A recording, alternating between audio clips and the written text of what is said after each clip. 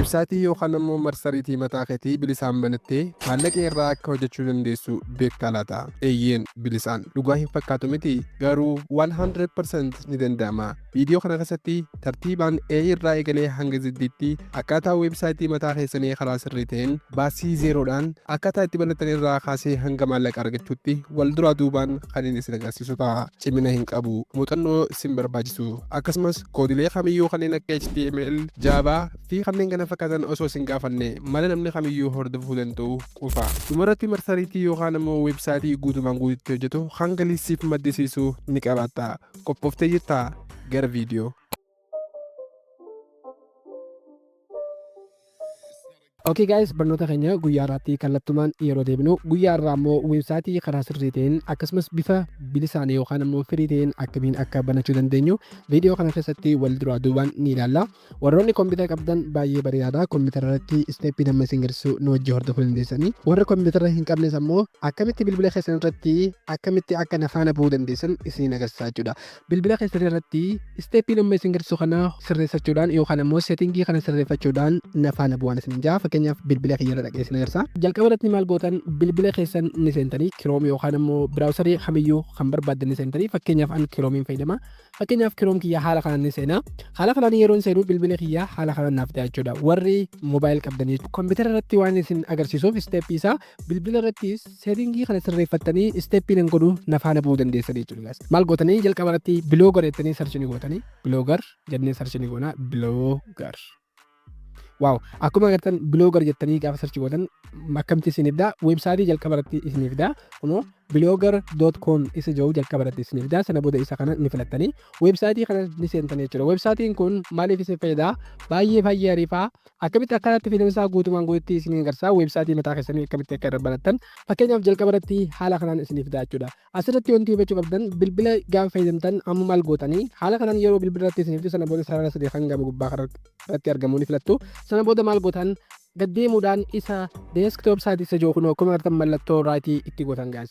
Gaafa isin mallattoo raayitii itti gootan mallattoo raayitii itti goonee jirra deeskitoop saayitii isa jiru kanatti. Kanaafuu bifa kompiitaraatiin nu fidaa jechuudha. Amma booda as keessatti isteeppiin ammoo kompiitara irratti isin agarsiisu sirriitti hordofuudhaan nafaana bu'uu ni dandeessanii. Baay'ee bareedaadha. Warroonni kompiitara hin qabnes haala kanaan nafaana bu'uu dandeessanii. Amma jalqaba irratti mee kompiitara kiyya irratti isin agarsiisu.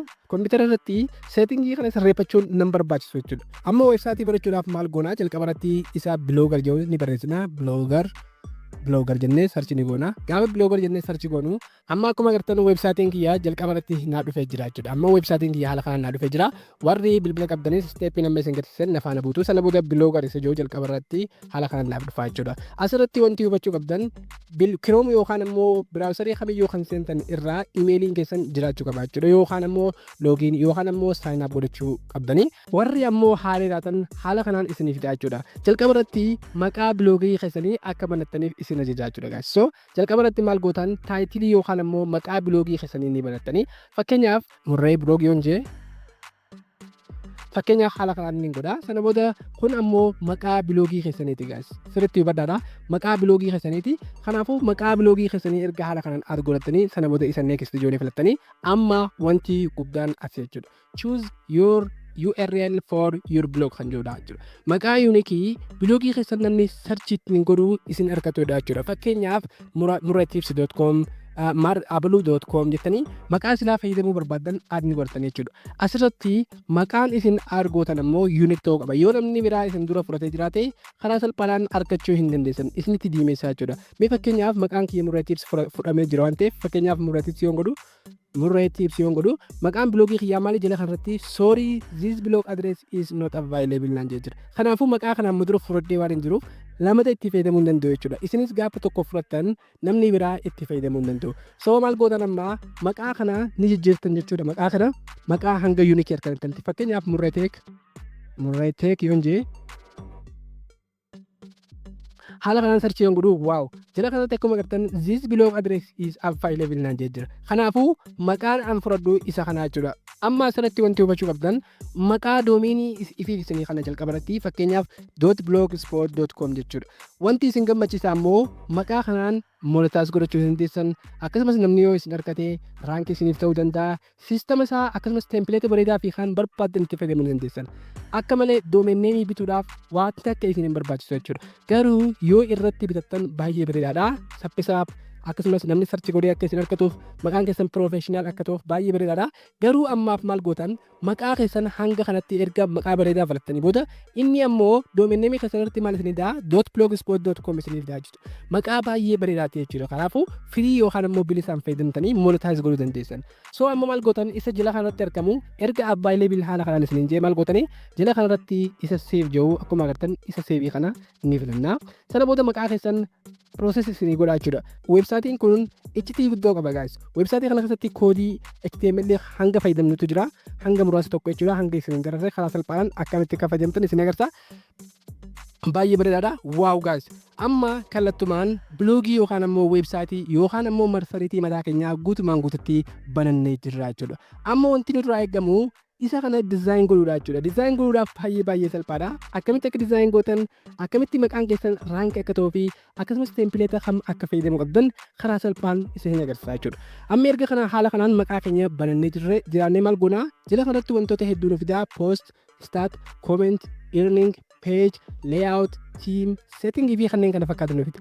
Amma wanti nurraa eegamu gaddeemuudhaan isa view blog isa joo kana ni ilaallaa jechuudha. Kana jechuun bilbila irrattis akkamitti dizaayinii godhamee akkasumas kompiitara irrattis akkamitti akka nu mul'atu ilaaluudhaaf karaa salphaadhaan maal goona view blog isa joo kana filannaa karaa salphaadhaan waaw maqaan kiyya jalqaba irratti doomeen neemiin karaa salphaadhaan adnaaf ta'e jira jechuudha. Kana namni sarchii godhuun argachuu danda'a akkasumas monetize godhuu ni danda'a akkasumas waan hin barbaade godhuu ni danda'a jechuudha. Akkuma agartan bloogiin kiyya haala kanaan naaf dhufee jira.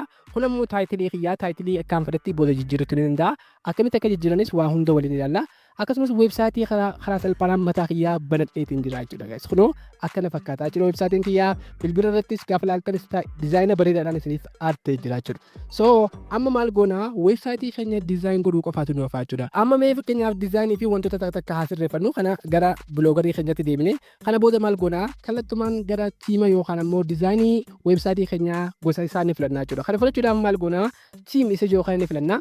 Tiim kana keessaa websaatiin ni jira jechuudha. As keessaa fakkeenyaaf gosoota dizaayina nuti barbaadnu keessaa ni filanna. Fakkeenyaaf kunoo akkuma agartan dizaayina gosa hedduutu jira kan barbaadan keessaa ni filattan jechuudha. Dizaayina isiniif ta'u isiniif beeka jechuudha. So amma as keessaa gaafa filattan ammoo haaretti dizaayin godhuu barbaada akkasumas wanti isaa bareedaa miti baay'ee namatti tolu jechuudha. Kanaafuu amma maal gootan amma karaa gabaabaadhaan biraawusarii biraan seentanii warri bilbila fayyadamtanis biraawusarii keessan kan biraa argu jechuudhaan yookaan ammoo biraawusarii biraa irratti ni fayyadamtan. Fakkeenyaaf isa arjuu kan ni filadhaa. Sana booda bakka haaree seenee maaliin godhaa biloogar template jee sarchiniin godhaa jechuudha guys. Template yeroon jedhu kun akkuma agartan jira kanatti naafdee jira. Kanaafuu biloogara yookaan ammoo template babbareedaa tiima isaa jechuudha babbareedaa as keessaa maxxarattanii kan barbaadan aadatti godhachuu dandeessanii. Fakkeenyaaf an as keessaa kan barbaadan akkamitti aada akka godhatan isin agarsiisa. Kunoo akkuma agartan biloogar template jettanii gaafa sarchi gootan tempileetii gosa hedduu isinii fidaa jechuudha. Fakkeenyaaf biloogar template 2025 top 3 kan jiru isa kana filattanii karaa salphaadhaan bilisaan fayyadamuu barbaadan tempileeta dizaayin ta'e akkasumas monetizable kan ta'e jechuudha. Gaafa isin postii maxxansitan karaa salphaadhaan postiin keessan namoota biraa qabuuf SEO yookaan ammoo search engine isin fayyada. Akkasumas dizaayina yookaan ammoo bareedina wanta keessaniitiif baay'ee bareedaadha. Sana booda websaayitii kana goyaa template haala kanaan isiniif fida. Sana booda gad deemtanii websaayitii kana keessaa template barbaadan ni filattan. Fakkeenyaaf as keessaa kan barbaadan haala kanaan isiniif fida jechuudha. Kan barbaadan ni filattan. Fakkeenyaaf an bareedaa tokko keessanaalee ni maxxaradha. Fakkeenyaaf isa news jiru kana baay'ee natti tola. I news kan jiru kana ni filadha.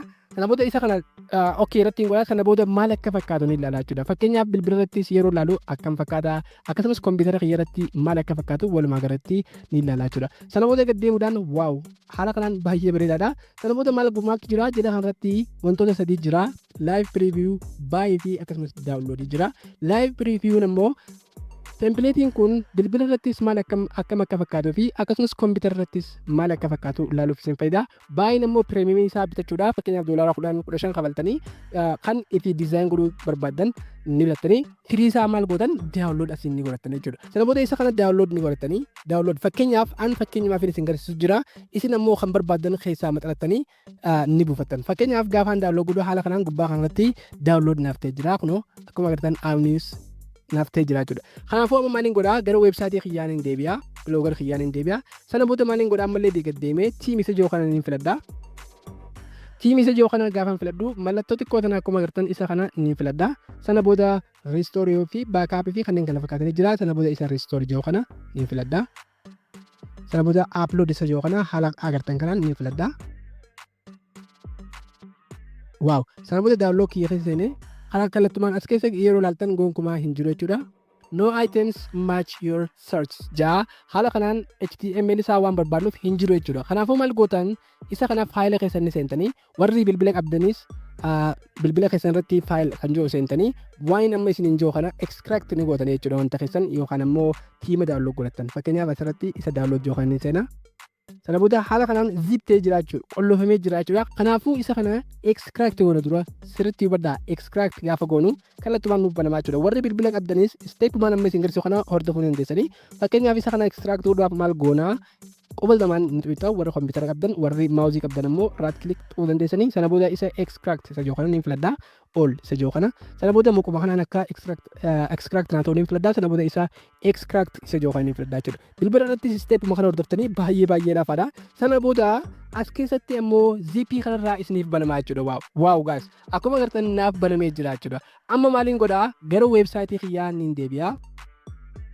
Amma isa amma reefu malaan jee no items naan jee jira amma immoo naaf banamee jira jechuudha. Amma tiima kiyya ol baasuudhaaf maaliin godhaa isa kana double tap niin godhaa isa kana keessaan hin banaa sana booda haala kanaan naaf jira jechuudha.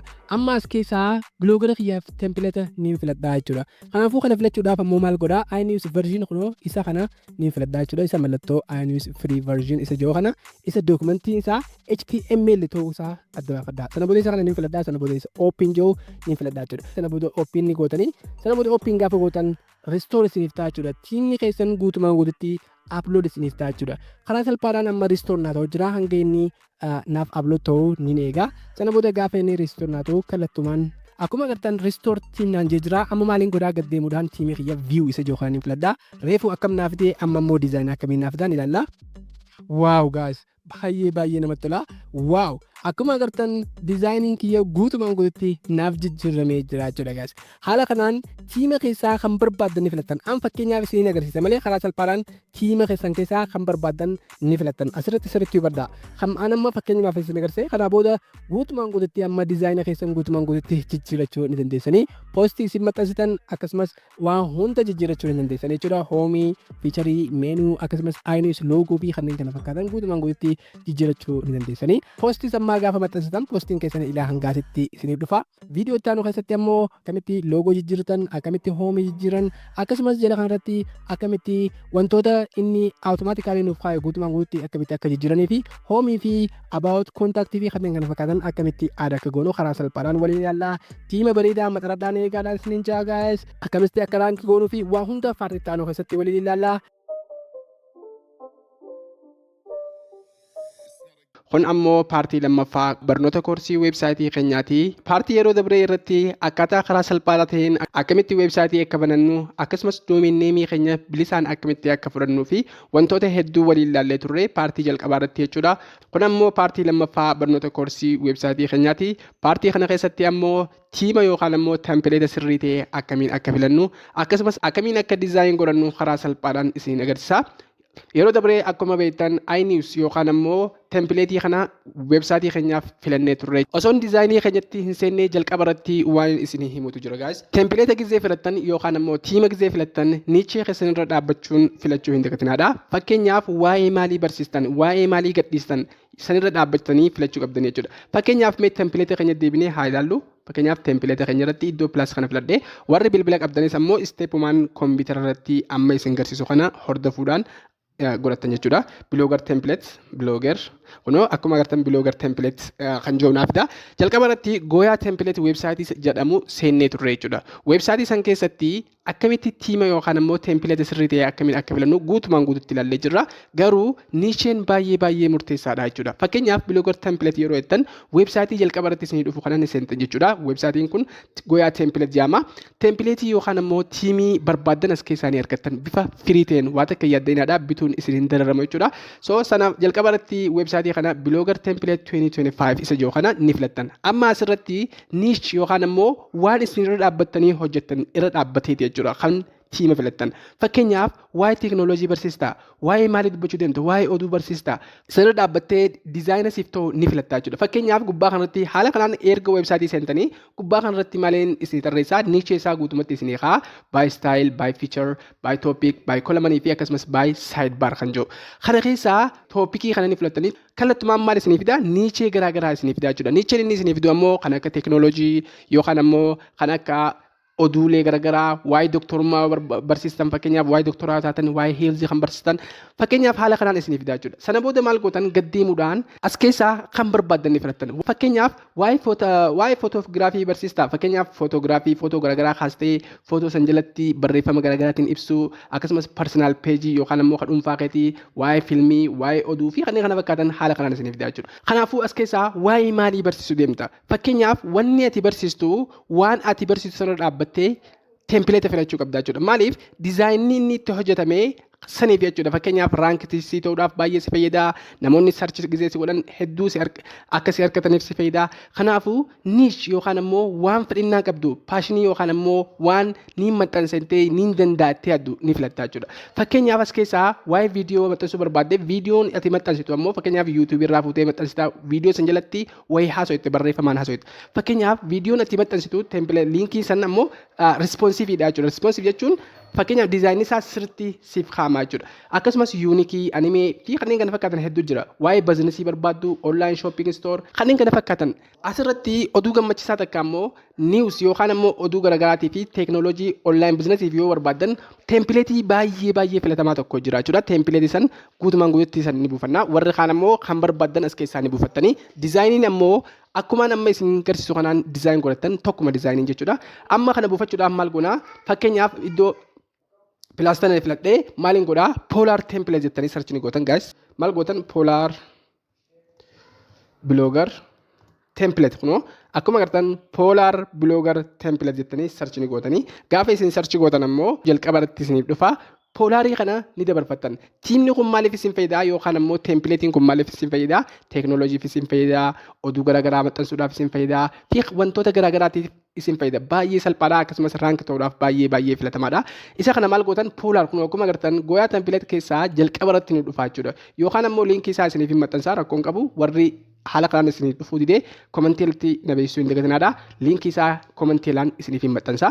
Sana booda isa poolaar biloogar tempileetis yookaan maal gootan? Daawunlood ni godhattanii jechuudha. Amma tiimni kun wantoota garaagaraatiif ni fayyada. Oduulee maxxansuu yoo barbaadan, teeknooloojii maxxansuu yoo barbaadan, akkasumas bizinesa garaagaraa onlaayinii irraa maxxansuu yoo barbaadan karaa salphaadhaan maal gootan? Poolaarii kana daawunlood ni godhattan guys. So baay'ee filatamaadha. Amma kana diizaayin akkamitti akka goonuu fi waan hunda waliin ilaalla. Sana booda gaddeemtanii kunoo diizaayiniin isaa haala kanaan fakkaata. Fakkeenyaaf baay'ee salphaadha. Raankii ni taha, monetaayiziin ni taha fi kanneen kana fakkaatan waa hunda ta'a jechuudha. Amma kana daawunlood godhannee tempileeta keenya irratti upload goonee diizaayin isa bifa sirrii ta'een godhannaa jechuudha. Kanaafuu maal gootan jala kanarratti wantoota hedduu isiniif fidaa. Live preview akkuma yeroo dabre ilaallatti akkasumas baay'ee fi kanneen kana fakkaatan daawunlood qaba. Isin maal gootan? Isa daawunlood jiru kana ni daawunlood godhatanii jechuudha. Baay'ee filatamaadha. Daawunlood gaafa gootan ammoo maallaqa tokko malee daawunlood isiniif ta'a. Kompiitara irratti daawunlood naatee jira jechuudha. Poolaar firii version kan jiru. Isinis warri bilbila qabdan haala kanaan daawunlood ni godhatanii jechuudha. Akkamitti diizaayin akka goonuu fi waa hunda waliin ilaalla. Baay'ee piroofeeshinaalitti akkamitti akka jijjiirru waliin ilaalla. Paartii jalqabaa irratti warri bilbila qabdan akkamiin nafaana bu'uu akka dandeessan karaa salphaan isin agarsiisaa jira. Amma erga haala kanaan daawunlood godhannee maal goona? Faayila keenya ni seenna. Faayila keenya keessaa ziiptee jira wanti kun qollofamee jira waan ta'eef daawunlood isa jooniin fudhadhaa. Fakkeenyaaf kunoo daawunlood dabarseetiin jira.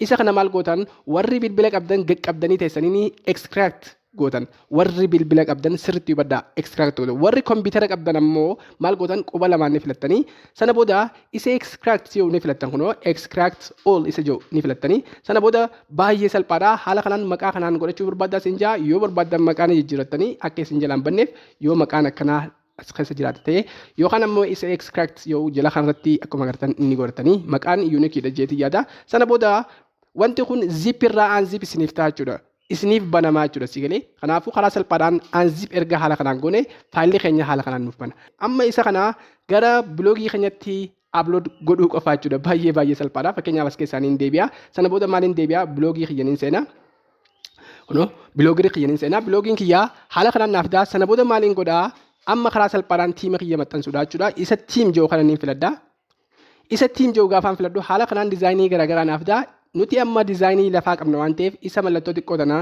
filachuudhaan sana booda riistoor isa jiru kana niin filadhaa sana booda waan amma daawloo godhe poolar yookaan ammoo tiima yookaan ammoo teempileetaan amma daawloo godhe karaa salphaadhaan asirratti ol baasuu qofaa jechuudha kanaafuu karaa salphaadhaan maaliin godhaa isa upload jiru kana niin filadhaa baay'ee salphaadha sana booda akkuma agartan poolaariin kiyya haala kanaan naaf sana booda isa kana double tap niin godha sana booda as keessaa sirriitti hubadhaa as keessaa kan upload ol gootanii jira jechuudha kana kam jechuudha fakkeenyaaf kunoo akkuma agartan poolaar free version isa jiru isa HTML qabu sirriitti hubadhaa kanaafuu maal gootan isa poolaar free version isa jiru yookaan ammoo teempileeta kamiyyuu yoo dabarfattan isa HTML jiru kun akkuma agartan fakkeenyaaf isa kanarra giseen dhaabu Microsoft Edge HTML document isa jiru kana maal gootan upload ni gootan niin filadhaa sana booda isa open jiru niin filadhaa jechuudha isa kana open gaafaan jiru kallattumaan websaayitii kiyya irratti kun akkuma agartan restoring team naan jechaa jira jechuudha kanaafuu diizaayiniin guutumaan guututti maal naa ta'a asirratti upload naa ta'a jechuudha waaw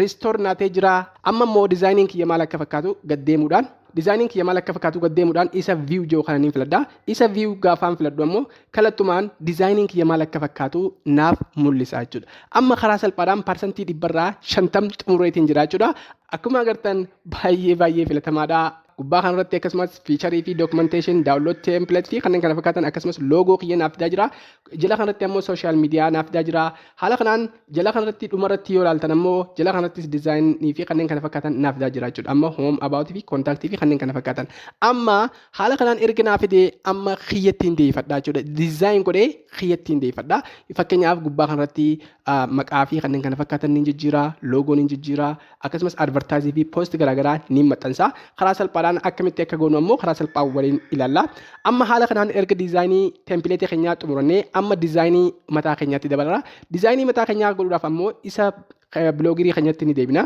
sana booda maal goona gaddeemuudhaan isa layout yoo ni filanna gaas sirriitti ilaalaadha layout isa yoo ni filanna amma jalqabarratti wanti nuti goonu maali loogoodha jechuudha fakkeenyaaf header loogoo kana maal goona iddoo qalamaa kana ni filanna sana booda loogoo keenya ni jijjiirra jechuudha loogoo kana jijjiiruudhaaf yoo barbaaddan maqaadhaan loogoo canva keessa seentanii diizaayinii godhachuu ni dandeessanii by the way kanarraa ammoo baay'ee salphaan ammoo maqaa keessaniin kaachuudha fakkeenyaaf isa upload jiru kana ni filadhaa an diizaayina tolchadheetiin jira waan ta'eef sana booda isa faayil jettu kana filachuudhaan upload godhachuu ni dandeessan yookaan ammoo maal gootanii yoo hanga ammaa loogoo hin qabaanne maal gootanii haala kanaan isa upload jiru gaafa filattan imeejiin ni kutteessirra kanaafuu karaa salphaadhaan maal gootan maqaa keessan asirratti sirreeffachuu hin dagatinaadha fakkeenyaaf murree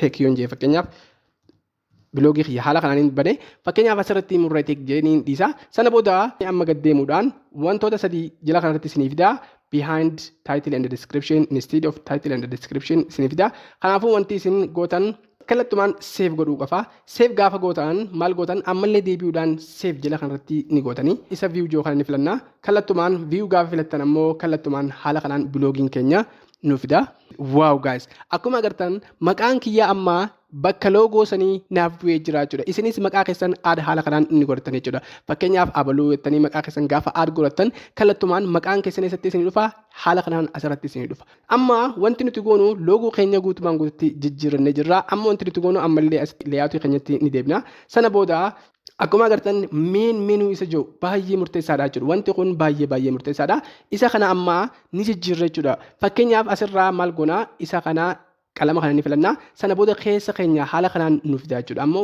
wantoota defaultii haala kanaan nu fida nuti amma kana guututti maal goona diileen ni goona tokkichaa kana malee sirriitti hubadhaa isa home joo kana malee guutumaan guututti diileet ni goona fakkeenyaaf diileet hundumaa diileet ni godha.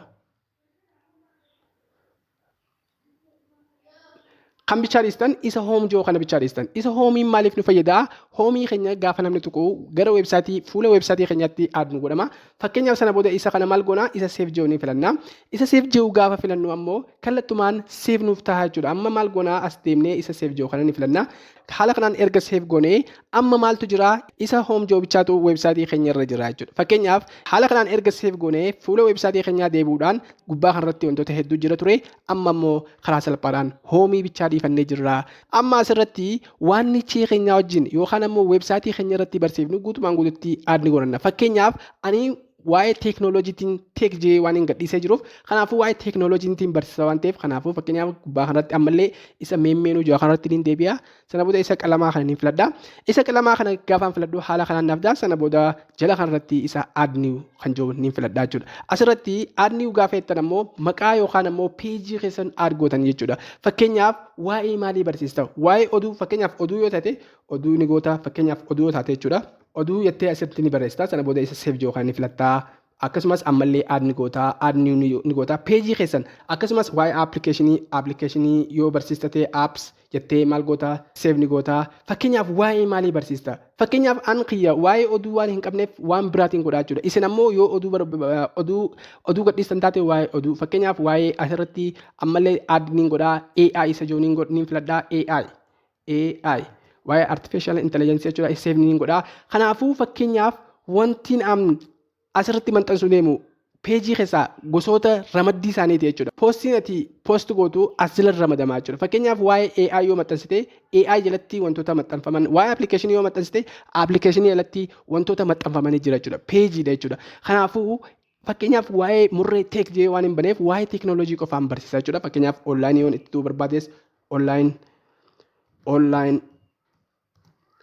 money fakkeenyaaf yoon jee haala kanaan aad ni godha. Sana booda akkuma agartan haala kanaan naaf kaamee jira jechuudha. Isa online maniin kun jalqaba irratti dhufu waan qabuuf sarara kana gama gubbaa irratti ni baasa. Gaafaan sarara kana tuqu gubbaa irratti ba'a jechuudha. Akkuma agartan jalqaba irratti kana dhufa appilikeeshiniin dhumarra taa'u qaba. Sarara xiqqaa kana filachuudhaan haala kanaan soortii yookaan ammoo tartiibaan ni ka'a.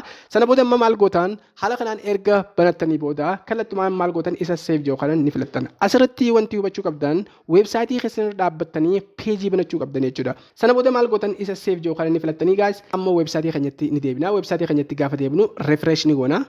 Amma gubbaa kanatti hoom bichaa jira. Wantiin an godhu guutumaan guututti as gubbatti naaf ba'a jechuudha. Peejiin kiyya waaw. Akkuma agartan hoom, online money, AI, appilikeeshinii fi kanneen kana fakkaatan haala kanaan as keessatti naaf ba'a jechuudha.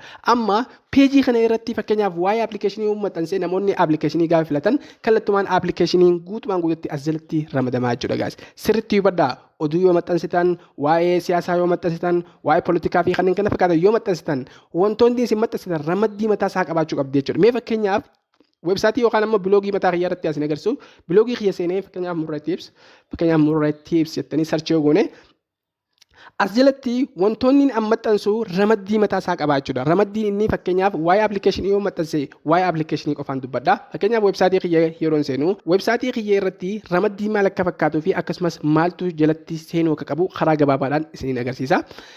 Fakkeenyaaf jechuudha. Kunoo akkuma agartan weebsaayitiin kiyya isa kana namoonni hin beekne immoo liinkii isaa description isiniif kaa'ee jira daawwachuu ni dandeessanii. Sana booda akkuma agartan weebsaayitiin kiyya haala kanaan naaf fida. Sana booda gubbaa kanarratti home technology hojii online crypto application fakkeenyaaf isa kana warri teeknooloojii barsiisan warri online irratti waan garaagaraa barsiisuu barbaadan dubbachuu barbaadan isa kana koppii godhachuu ni dandeessanii. Fakkeenyaaf waa'ee teeknooloojii yoo dubbadde waa'ee hojii online waa'ee crypto application haala kanaan peejiin kiyya gubbaa kanarratti naaf dhufaa jechuudha. Fakkeenyaaf akkuma asirratti isin agarsiisetti home online AI application jee haala kanaan isin agarsiisa kanatti karaa salphaadhaan peejii keessan eega aad godhattanii fakkeenyaaf weebsaayitii kiyya irratti yoon tuqu fakkeenyaaf gubbaa kanatti home teeknooloojii hojii online fi crypto kanneen kana fakkaatanii jira. Fakkeenyaaf hojii online yoo tuqaastu gaafa uummanni hojii online cuqaasu jechuudha yookaan immoo filatu kallattumaan waa'ee hojii online bichaatu peejii kana irratti laxafamaa jechuudha. Fakkeenyaaf koomsa hojii toora intarneetii, forex trading, YouTube automation afaan Oromoo waa'ee kanaa kan bichaa akkuma agartan peejiin kun baay'ee murteessaadha jechuudha. Kanaafuu haala kanaan akkamitti ramaddii kana irratti categorize yookaan ammoo akkamitti akka ramadnu tartiibaan isin agarsiisaa jechuudha. Akkuma agartan haala kanaan amma maqaa loogoo keenyaa jijjiirannee jirra, home filannee jirra, online AI filannee jirra, application filannee jirra. Fakkeenyaaf gaafa online filattan wanta akka isiniif fidu blockchain isiniif fida. Akkamitti liinkii keenyaan add akka goonu karaa salphaadhaan isin agarsiisa. Humaa hin yaaddeenadha. Kanaafuu wanti amma isin barbaachisu loogoo jijjiirrachuu akkasumas peejii keessan add godhachuudha jechuudha. Peejii keessan niishee keessan irra dhaabbataniiti. Haala kanaan erga waa hunda fixannee booda ammallee maal goonaa biloogar layout keenyatti ni deebina. Sana booda jala kanarratti gad deebi'uudhaan feature page isa jiru kana ammas feature postii ammoo erga postii maxxansinee booda kana gonkumaa itti yaaddeenadha. Kanas bira kuttu akkasumas inni itti aanu immoo social media dha guys. Social widget kan jiru kana ni filattan, qalama isaa kana ni filattan. Isa kana websaayitii keessa liinkii keessan add godhattan. Fakkeenyaaf jala kanarratti akkuma gad deemtan Facebook jira, Twitter jira, LinkedIn jira, Reddit fi Pinterest yoo barbaaddan WhatsApp fi kanneen kana fakkaatan add ni godhattanii YouTube yoo qabaattan isa qalamaa kana ni filattanii liinkii YouTube keessanii copy paste godhuudhaaf gaafa namni YouTube tuqu kallattumaan namoonni kallattiin YouTube keessan akka seenan isin gargaara. Akkasumas Instagram yoo qabaattan Instagram keessanis add ni godhatanii baay'ee salphaadha. Liinkii keessan copy paste asitti godhuudha jechuudha. Baay'ee isin fayyada. Social media keessanis akka guddatuu fi kanneen kana fakkaatan isin fayyada. Fakkeenyaaf Facebook yoo qabaattan Facebook haala kanaan liinkii yookaan profile ta'uu danda'a. Facebook page ta'uu danda'a. Karaa salphaadhaan asirratti add ni godhatanii sana booda save yoo filachuudhaan kallattumaan save ni godhatanii sana booda kunoo chaanaliin kiyya haala kanaan naaf fida. Namoonni hanga ammaa subscribe godhin subscribe godhuu hin dagatinadha. Gaafa subscribe gootan ammoo itti deebi'uudhaan iddoo all jiru kana banachuu hin dagatinadha. Maaliif isin fayyada? Viidiyoon an gadhiisuu nama hunda dura akka isin dhaqqabuuf isin gargaara guys. Amma maaliin godhaa? Liinkii kiyya copy godhuudha. Liinkii kiyya copy godhuudhaaf karaa salphaadhaan haala kanaan quba lama filachuudhaan copy link isa jiru kana ni filadha. Copy link address isa jiru kana ni filadha. Isinis channel keessan haala kanaan copy ni godhatanii sana booda isa website kiyyatti ni deebi'a layout. Sana booda linkii kana iddoo kana kan jiru isa kana control V warri computer qabdan warri bilbila qabdan ammoo qaqqabdanii save paste ni gootu. Karaa salphaadhaan sana booda isa save jiru kana ni filadha. Wow. Sana booda ammallee isa save jiru kana ni filadha. Ammallee gaafa save gootan iddoo kanatti save ta'uu isaa mirkaneeffadhaa. Isa save jiru kana ni filattanii. Kanaafuu bakka sadeenuttu save ni gootanii erga haala kanaan save goonee amma linkiin kiyya add naatee jira jechuudha. Namoonni gaafa linkii san tuqan yookaan ammoo loogoo YouTube san tuqan kallattumaan maal ta'an gara YouTube kiyyaatiin keessaa. Kanaafuu haala kanaan linkii keessan guutumaan guututti add ni godhatanii jechuudha. Kanaafuu gaafa namni linkii keessan tuqu kallattumaan gara linkii keessan social media keessanii isaan keessaa jechuudha. Inni itti aanu ammoo gad deemuudhaan akkuma agartan popular post akkasumas subscribe kanneen kana fakkaatan hedduu jira. Inni itti aanu popular postidha. Popular postiin ammoo erga postii garaagaraa maxxansinee booda paartii itti aanu keessatti ammoo karaa salphaadhaan akkamitti akka maxxansinu guutumaan guututti waliin ilaalla. Sana booda akkamitti linkiin keenya add akka walitti connect ta'u yookaan ammoo peejii keenya wajjin akkamitti akka connect walitti ta'u ni ilaalla. Inni itti aanu ammoo subscribeidha. Subscribe isa jiru kana loogoo ni filattanii loogoo filachuudhaan chaanalii viidiyoo keessan add asitti ni gootan gaas. Gaafa filattan haala kanaan linkiin isiniif fida. Fakkeenyaaf mee peejii keenyatti gaafa deemnu haala kanaan nuuf fida. Sana booda jala kanarratti akkuma agartan chaanalii nama biraatu jira jechuudha. Chaanalii isaanii add ta'ee jira. Kanaafuu karaa salphaan maal gootan layout deebitanii kanaafuu linkii keessan copy paste godhuu qofa. Fakkeenyaaf iddoo share jiru kana ni filattanii sana booda maal gootan linkii isaa isa embed ta'e kun akkuma agartan embed isa jiru kana ni filattanii sana booda karaa salphaan isa copy jiru kana filachuudhaan maal gootan bloogii keessan deebitanii copy ilaa hanga asirraa ilaa hanga asitti paste ni gootanii haala kanaan paste ni gootanii karaa salphaadhaan gaafa paste gootan isa save jiru kana ni gootanii kana booda viidiyoon keessan kallattumaan gara website irratti isinii ba'a jechuudha. Fakkeenyaaf reefuu qabiraa ture amma kana haala kanaan ni godhatanii Facebookiis akkasumatti godhachuu ni dandeessanii. Warra kaan ammoo erga post maxxansinee booda post lama sadii ni maxxansinaa karaa salphaadhaan akkamitti akka maxxansinu wal duraa duubaan ni ilaalla. Sana booda haala kanaan jala kanatti akkuma agartan ammoo wantoota sadii nuuf fida. Footer page kan jedhudha. Isa kana mallattoo kana ni filanna. Sana booda peejii dirqama godhuu qabdan haala kanaan isiniif ta'ee jira.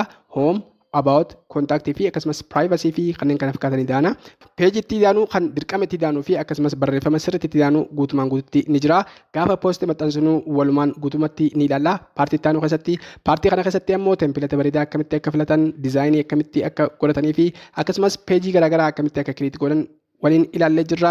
Viidiyoon kun waan dheerateef paartii itti aanu keessatti ammoo akkamitti poostii keenyaa fi akkasumas peejii keenya akkamitti akka wal quunnamsiisnu akkasumas privacy fi terms keenya akkamitti akka create goonu guutumaan guututti waliin ilaalla.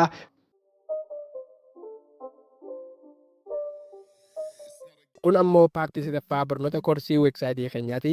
Paartii kana keessatti ammoo seetingiiwwan barbaachisoo ta'an akkamiin akka sirreeffachuu akka dandeenyuu fi akkasumas seetingiiwwan keenya keessatti maal akka hidhuu qabnuu fi maal akka irraa dhiisuu qabnu guutumaan guututti paartii kana keessatti waliin ilaalla. Paartii yeroo dabree irratti akkuma beektan karaa salphaadhaan akkamiin akka loogoo keenya jijjiirrannu akkasumas akkamiin peejii garaagaraa weebsaayitii keenya irratti aada akka goonuu fi akkasumas sooshaal miidiyaa liinkii akka waliin goonuu ilaallee turre. Paartii kana keessatti ammoo seetingiiwwan barbaachisoo ta'an akkamiin akka sirreeffannuu fi weebsaayitiin keenya SEO yookaan ammoo Search Engine Optimization akka qabaatu kan nu gargaaru seetingiiwwan barbaachisaa ta'e akkamiin akka sirreeffannu viidiyoo kana keessatti wal duraa duubaan isin agarsiisa. Innis kan nu fayyaduuf ammoo namoonni gaafa sarchi godhanii nu barbaadan karaa salphaadhaan weebsaayitii keenya akka argataniiti akkasumas raank akka ta'uuf yookaan ammoo hunda dura akka post yookaan ammoo wantoonni nutti maxxansinu karaa salphaan namoota hunda bira akka ga'uuf nu gargaara. Kanaaf step by stepiidhaan seetingiiwwan kam akka sirreeffachuu qabnuu fi akkasumas maal akka itti dabaluu qabnu wal duraa duubaan isin agarsiisa. Steppiin amma isin agarsiisu kana sirriitti hordofuun nafaana bu'aa. Jalqaba irratti wanti nuti godhuu qabnu kallattumaan gara biloogara kiyyaa seenee isin agarsiisa. Biloogar kiyyaan in seenaa. Biloogar kiyya yeroo seenuu haala kanaan keessisa haala kanaan naaf fida. Amma maaliin godhaa gaddeemuudhaan seetingii isa jooniin barbaada. Kunoo akkuma agartan isa seetingii joo kana niin filadha. Seetingii kana yeroo filadhu wantoota garaagaraa haala kanaan naaf fida. Amma jalqaba irratti kan argamu isa taayitil joo kun baay'ee murteessaadha jechuudha. Taayitiliin kun maaliif nu fayyada? Maqaa weebsaayitii keenyaa aad godhuudha jechuudha. Innis rank akka ta'uuf yookaan ammoo gaafa namni sarchi godhu akka nu harkatuuf nu gargaara. Kanaaf fakkeenyaaf isa kana ni filattanii sana booda isa kanarratti maqaa keessan aad ni gootan maqaa weebsaayitii keessan ittiin banattan. Fakkeenyaaf aan murree teek jeetiin banee karaa salphaadhaan maaliin godhaa murree teek jee itti godhaa jechuudha. Kanaafuu ispeesii adda baasee kanaafuu karaa salphaadhaan maqaa qubee duraa gurguddisuudhaan karaa salphaadhaan haala kanaan ni godhatanii sana booda isa seef jedhu ni godhatanii jechuudha. Innis baay'ee isin fayyada. Namoonni gaafa Google irratti sarchii isin godhan karaa salphaadhaan akka weebsaayitiin keessan jalqaba irratti bu'uuf baay'ee isin gargaara jechuudha. Inni itti aanu ammoo isa description jedhudha. Descriptioniin kun ammoo baay'ee murteessaadha. Isa kana filachuudhaan descriptionii keessan maalummaa weebsaayitii keessanii karaa salphaadhaan itti guuttanii jechuudha. Fakkeenyaaf ani itti guutatiin isin agarsiisa. Warroonni haala kanaan isteeppii kana hordofuudhaan itti guuttanii isinis karaa salphaadhaan koppiin irraa godhuudhaan maqaa keessan bichaa bakka buusuudhaan ni gootan jechuudha. Fakkeenyaaf baga nagayaan gara murreeteek nagayaan dhuftan. Right. Lala sirriitti eessatti lala baga nagayaan gara murreeteek nagayaan dhuftan weebsaayitii keessan aad godhuu hin dagatinaa as keessatti jechuudha. Baga nagayaan gara murreeteek nagayaan dhuftan amma doot gootanii ammallee ispees gabbuudhaan murree teek lala ammallee meeqa tara lamaffaa aad godheetiin jira murree teek gootanii weebsaayit afaan oromoo kan teeknooloojii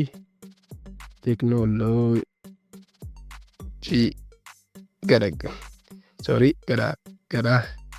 itti argatanidha. Right? Amma tarmee kala aad godheetiin jira maqaa kiyya baga nagayaan gara murreeteek nagayaan dhuftan laalaa asirratti maqaa kiyya takkaffaa aad godheetiin jira. Inni itti aanus ammoo maqaa kiyya aad godheetiin jira. Isa sadaffaanis itti goonaa jechuudha. Fakkeenyaaf teeknooloojii garaagaraa itti argatanidha. Sana booda tuqaa gootanii ammallee gabbuudhaan murreeteek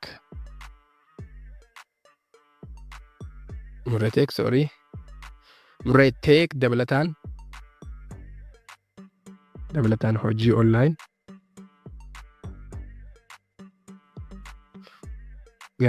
garaas kan barsiisudha.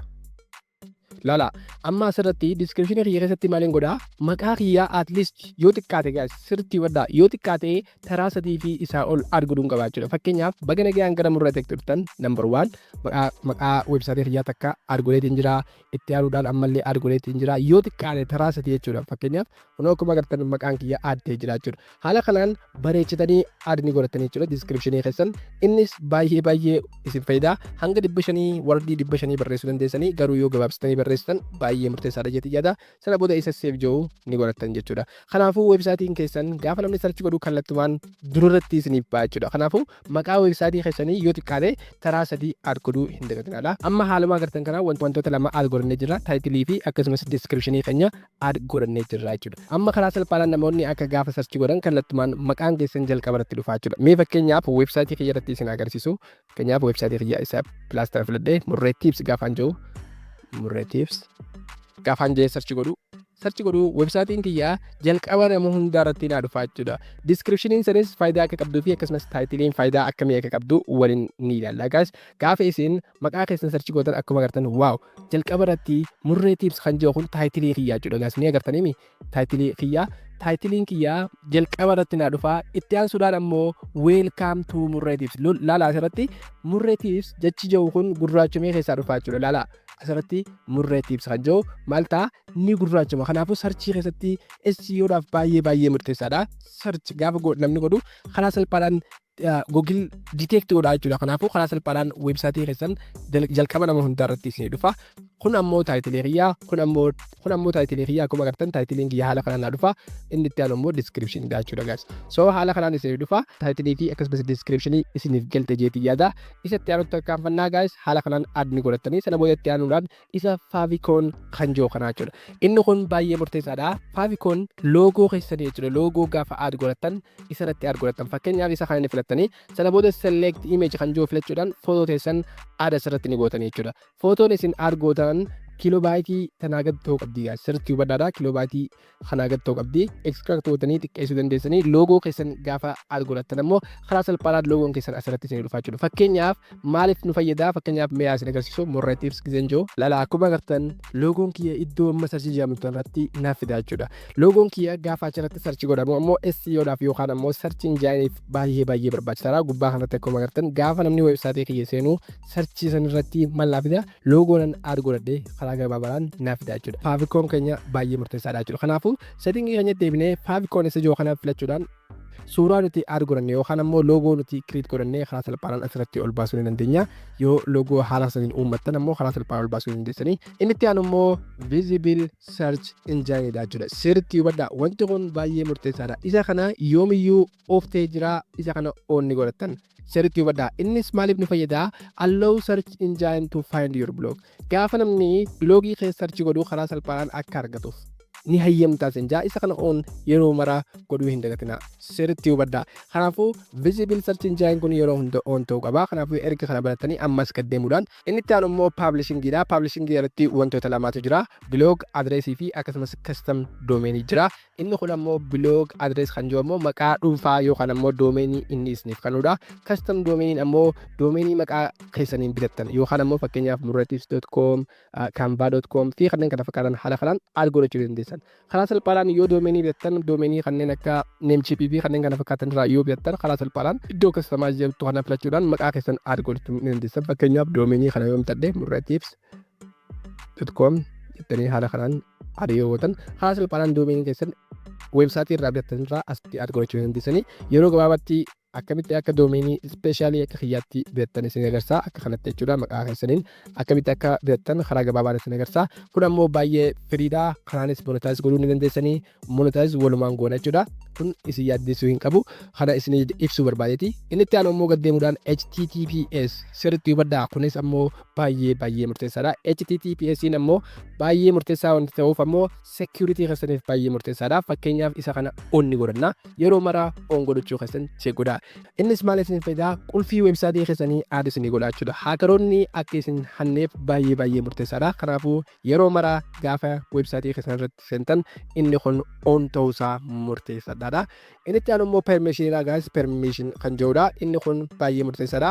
Permission ammoo namoota isin hayyama kennitaniif jechuudha. Fakkeenyaaf awutarii garaagaraa itti maxxansuudhaaf fakkeenyaaf isa invite jiru kana filachuudhaan imeelii nama barbaadanii saayita keessan ta'uu danda'a yookaan ammoo nama isin gargaaru ta'uu danda'a. Imeelii isaanii aad godhatanii gaafa imeelii isaanii aad godhatan imeelii isaanii as meseejii ni dhuftii fi koonfirm godhan. Kanuu maaliif isin fayyada?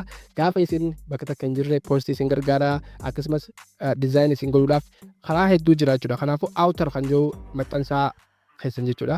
Fakkeenyaaf gaafa isin bakka adda addaa jirtan isin gargaara jechuudha. Yoo barbaaddan isa kana aad godhatanii imeelii nama barbaadanii asirratti aad godhatanii fakkeenyaaf MRD fakkeenyaaf asirratti imeelii nama aad godhatan gaafa imeelii aad godhatan ammoo karaa salphaadhaan inviteeshinii yookaan ammoo affeerraan nama saniif kallattumaan ni dhaqa jechuudha. Namni sana websaayitii keessan seenee isin gargaarus akkasumas isin post godhuus waa hunda ni danda'a. Karaa salphaadhaan haala kanaan aad godhatanii yoo barbaadan jechuudha. Inni itti aanu ammoo isa post jiru kana. Inni post jiru kunis baay'ee murteessaadha. Yeroo hunda post maximum post show page kan jiru isa kana yeroo hunda maal jijjiirtan kanatti ni jijjiirtanii baay'ee murteessaadha kunis. Inni itti aanu immoo jala kan gattee akkuma agartan lazy image fi kanneen kana fakkaatan web page surfing wanti kun lameen baay'ee murteessaadha jechuudha. Yoo barbaaddan imeejiin isin upload gootan akka quality isii qannastee saffisni isii akka dabaluuf yookaan ammoo namoonni gaafa search godhu yookaan ammoo websaayitii keessan keessatti namoonni gaafa ilaalu karaa salphaan daftee footoo akka load taatu yoo barbaaddan isa lameen kana on yeroo hunda ni gootanii. Kun ammoo maaliif isin fayyada? Websaayitiin keessan saffisaan akka saffisa websaayitii keessanii isiniif dabala. Karaa salphaan haala kanaan on godhuu keessan hin irraanfatinaadha. Inni itti aanu immoo koomentiidha. Koomentiin kun baay'ee murteessaadha. Koomentii jiru kana ni filattanii sana booda as keessaa wantoota afur isiniif fida. Inni invite jiru baay'ee murteessaadha. Isa kan irra jiraate baay'ee murteessaadha. Isa kan dhiistanii. Okay, ammallee gaddeemuudhaan isa kana seef erga godhee booda wanti itti aanu immoo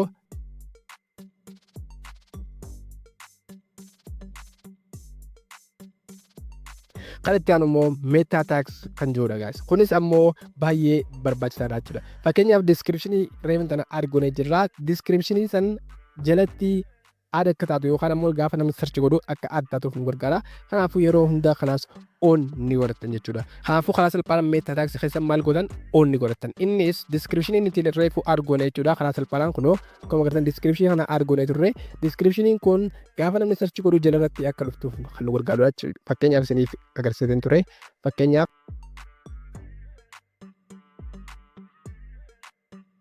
Fakkeenyaaf maqaa kiyya search yoon godhu websaayitii fi jechuudha. Karaa salphaan descriptioniin jalatti argamtu isaan kanaaf taati jechuudha. Kun akkuma agartan jala kanarratti naaf dhufee jira welcome to Murray Tips. Alaas description jalatti maqaan keenya akka bu'uuf nu gargaara. Kunis ammoo SEOdhaaf baay'ee murteessaadha jechuudha guys. So kunoo haala kanaan on godhannee jirra jechuudha. Okay guys, inni itti aanu ammoo gaddeemuudhaan isa clients and index kan jirudha. Inni kun ammoo baay'ee murteessaadha. Inni kana jalarratti enable custom robot fi akkasumas enable custom robot header kan jira. Enable custom robot jedhu kana yeroo hunda on ni gootanii yeroo isin on gootan maal nu gaafata custom robot text nu gaafata jechuudha. Custom robot textiin kunoo haala kanaan jala kanatti argama. Kanaafuu isa kana ni filattanii karaa salphaan custom robot textii keessan add ni gootanii jechuudha. Eessa argattanii description illee isiniif kaayitiin jira guys. Kanaafuu copy godhachuudhaan bakka nama isin garsu kanatti add ni gootanii akkasumas waan jijjiirtaniitu jira. Kanaafuu an copy godhadheetiin jira. Isa kanatti maaliin godha control V godhee paste ni godha. Isinis ammoo linkii isaa description illee jira. Karaa salphaan ni fudhattanii jechuudha. Kana booda maal gootan maqaa keessan haala kanaan isiniif jijjiiraa jira jechuudha. So guys asirratti sirriitti hubadhaa. Fakkeenyaaf wanti kun allow searchii keessan yookaan ammoo gaafa namni searchii isin godhu karaa salphaan akka rank ta'uuf isin gargaara jechuudha. Baay'ee filatamaadha. Akkasumas poostii keessaniif, peejii keessaniif, akkasumas maqaa keessaniif jechuudha. Karaa salphaan maal gootan amma wanti isin godhuu qabdan maqaa kana jijjiiruu qofaa jechuudha. Fakkeenyaaf www.murraytips.com jiraachirratti kanaafuu isin karaa salphaan gara websaayitii keessanii jijjiirtan Murray Tech fakkeenyaaf akkaafin godhan ta'eef kanaas guutumatti Murray Tech ni godha. Kanaafis Murray Tech isinis maqaa keessan maqaa websaayitii keessanii argattan. Asirratti wanti hubachuu qabdan isin maqaan keessan .spot waan jiruuf kanaafuu blogspot.com laala asirratti kanaafuu maqaa kana copy godhachuudhaan iddoo hundarratti add ni godhatanii jechuudha. Yoo websaayitii keessan domain name bitatanii jiraatan ammoo haaluma saniin maqaa keessan haala kanaan ni fudhattanii fakkeenyaaf asirratti add ni godhatanii karaa salphaan asirrattis add maqaa websaayitii kiyyaatii fakkeenyaaf kun control V warri websaayitii warri kompiitara qabdan control V fayyadamtanii haala kanaan gaddeemuudhaan blogspot ammallee hundarrattuu add godhatiin jira blogspot. Okay, jalarrattis blogspot. Wow guys, haala kanaan maqaa kiyya guutumaan guututti muratiin jira. Isinis maqaa websaayitii keessanii sirriitti hubadhaa. Maqaa kana copy gootanii asirratti add gootan maqaa kana keessa jijjiirtan jechuudha guys. So isiniif gala jeetii yaada karaa salphaan isa save jiru kana ni filattan jechuudha. Namoonni tokko maqaa kana eessa arganna jechuufaa maltanii kanaafuu websaayitii keessan gaddeemuudhaan isa view jiru kana ni filattanii gaafa isin view filattan karaa gabaabaadhaan maqaa websaayitii keessanii haala kanaan asirratti isinii ba'a. Kanaafuu copy ni godhatanii copy godhachuudhaan iddoo kanatti add ni godhatanii jechuudha. Iddoo inni isin gaafatetti iddoo kanatti paste ni godhatanii kunoo www irraa galtanii ilaa hangaatetti paste. Karaa salphaan haala kanaan add ni godhatanii guys. So So haala kanaan add ni godhatanii innis baay'ee isin barbaachisaa gaafa copy paste gootan karaa salphaadhaan as keessaa maqaa keessanii jijjiirtanii jechuudha. Isa kana ammoo custom robot kana custom robot text kana isa argattan description siif kaa'een jira. Kallattumaan copy godhachuudhaan asirratti paste ni gootanii sana booda isa save joon ni godhatanii baay'ee laafaadha. Sana booda haala kanaan enable jechuu kana banachuu keessan check godhadhaa. Sana booda gad deemuudhaan isa enable custom robot header tags isa joo kana maal gootan ni barattan. On ni gootan. Setti waddaa settingii on godhuu qabdanii fi off godhuu qabdan dirqama adda baafachuun keessan dirqama. Sana booda maal gootan haala kanaan erga argatanii inni itti aanu immoo isa Google Search Console dha. Google Search Console kun ammoo erga page hojjetta erga pagein keessan clickable ta'e yookaan ammoo erga postii garaagaraa maxxansitan booda ta'a akkamitti aadasiin walitti aanu godhan ammoo paartii itti aanutti ilaalla. Akkasumas inni itti aanu immoo monetization dha. Monetization ammoo ammaaf on godhuu hin qabdanii hanga page keessan fixanii hanga postii garaagaraa maxxansitanii akkasumas seera monetization guutumaan guututti kan inni isin agarsiisa. Settingiiwwan kana wal duraa duubaan sirreeffachuu keessan check godhadhaa isin guys. Karaa salphaadhaan haala kanaan settingiiwwan barbaachisaa erga aad godhatanii ammoo websaayitiin keessan karaa salphaadhaan prank isiniif ta'a akkasumas postii isin maxxansitan ammoo karaa salphaadhaan nama hedduu bira akka goof isin gargaaraa jechuudha. Paartii itti aanu keessatti ammoo erga postii maxxansine ammoo akkamitti Google Search Console wajjin akkamitti aad akka goonu akkasumas akkamitti Google AdSense wajjin akkamitti aad akka goonuu fi websaayitii keenya akkamitti akka maxxansu goonu postii garaagaraa ChatGPT fayyadamnee akkamitti akka maxxansinu waa hunda wal duraa duubaan ni ilaalla. Viidiyoon keenya akka isin dabarreef ammoo chaanalii keenya subscribe godhuudhaan gaafa subscribe gootan ammoo iddoo ammallee iddoo subscribe kana deebi'uudhaan mallattoo all kana filachuu hin dagatinaadha. Viidiyoon nuti maxxansinu ammoo namoota hunda dura akka isin dhaqqabuuf isin gargaara. Hanga paartii itti aanutti walitti deebinutti ammoo nagaan naa tura. Kun ammoo paartii afraffaa barnoota koorsii websaayitii keenyaati. Amma wanti nuti goonu ammoo akkamitti akka peejii akka uumnu akkasumas peejii kanneen akka privacy, terms, contact form fi akkasumas about akkamiin aad akka goonuu fi akkasumas post akkamiin akka maxxansuu qabnu wal duraa duubaan viidiyoo kana keessatti isin agarsiisa. Obsaan hanga dhumaa daawwadhaan afeerraa kooti gara viidiyoo. Mee kallattumaan gara biloogii kiyyaa seenee haa isin agarsiisu. Isa biloogar postii editingii kiyyaan hin seenaa. Haala kanaan naaf fidaa wanta takka maxxansee hin jiru jechuudha. Posta kamiyyuu hin maxxansine hanga ammaatti wanti post dura godhuu qabnu maali peejii uumuudha. Peejii akkamitti uumnu peejii dirqama uumuu qabnutu jira. Fakkeenyaaf AdSense keessatti gaafa aad gootan peejii sayyoo hin qabaanne AdSense isiniif accept godhuu hin danda'u. Kanaafuu peejii akkamitti uumna deddeemuudhaan isa peejii kana filanna. Isa peejii kana gaafa filannu kallattumaan peejii hanga dandeenyu uumuu dandeenya. Haala kanaan erga filannee sana gubbaa kanatti new page isa jiru haala kanaan nu dhufa. Sana booda isa kana new page isa jiru ni filannaa jechuudha. Kanaafuu peejii dirqama create godhuu qabnutu jira. Fakkeenyaaf takka faratti contact us haaluma gartan galan haala kanaan jalqaba irratti contact us isa jiru ni filanna. Sana booda peejiin keenya dirqama uumamee jira. Sana booda isa kana publish ni goona. Number 1 sana booda confirm isa jiru kana ni filanna. Amma peejii dirqabaa create godhannee jirra jechuudha. Peejiin keenya kan jalqabaa create godhamee jira. Ammallee akkatti aanu aad godhanna. Ammallee isa new page gama gubbaa kanatti argamu ni filanna. Ammallee maal goona isa privacy policy goona. Privacy bichaas gootanii dhiisuu dandeessanii garuu yoo policy tidatan baay'ee bareedaadha. Haala kanaan ni fida. Sana booda peejii kanaas aad ni godhatanii isa kana aad ni goona. Kana booda deemnee publish isa jiru ni goona. Sana booda kanallee confirm ni goona. Kun ammoo maaliif nu barbaachisa? Peejiiwwan kun dirqama AdSense keessatti baay'ee murteessaadha jechuudha. Akkamitti akka clickable ta'u waliin ilaalla. Sana booda ammallee isa lama godhannee jirra. Ammallee kan barbaachisu tokkotu hafee isa kana aad ni godhanna. Sana booda habbaa lamatti daballaa. Ammallee terms and conditions yoo ta'anillee bareedaadha. Garuu terms jettanii yoo dhiisanillee baay'ee filatamaadha. Conditions haala kanaan terms and conditions isa jiru kana ni filanna. Sana booda isa kanaas aad ni goona. Publish isa kana confirm. Wow, karaa salphaadhaan peejii 3 aad godhannee jirra. Amma tokko bichaatu nu hafa. Inni tokkoffaan ammoo isa baay'ee murteessaadha. Ammallee isa new create page isa jiru kana ni filanna. Karaa salphaan akkuma reefutti isa kanallee about jennee haala kanaan aad ni goona. Sana booda isa kana publish ni goona. Confirm baay'ee laafaadha. Hunda isaatu aad godhannee jirra jechuudha. Amma peejiiwwan kun ammoo baay'ee murteessaadha. Karaa salphaadhaan afranuu aad ni godhatanii jechuudha. Amma gaafa peejii kana click gootan clickable isin hin ta'u. Akkamitti akka clickable ta'us guutumaan guututti waliin ilaalla. Amma haala kanaan back ni goona. Sana booda jalqabarratti websaayitii keenya refresh haa goonu. Waaw refresh gaafa goonu peejiin keenya asirratti hin mul'atu. Akkuma agartan peejiiwwan kanneen akka contact form kanneen kana fakkaatan asirratti hin mul'atu. Amma peejii garaa keessatti add goonee jirra waan ta'eef kanaafuu peejiin tokkollee asirratti hin mul'atu. Kanaafuu kana mul'achuudhaaf maal goona? Amma peejii keenyatti biloogii keenyatti deemna.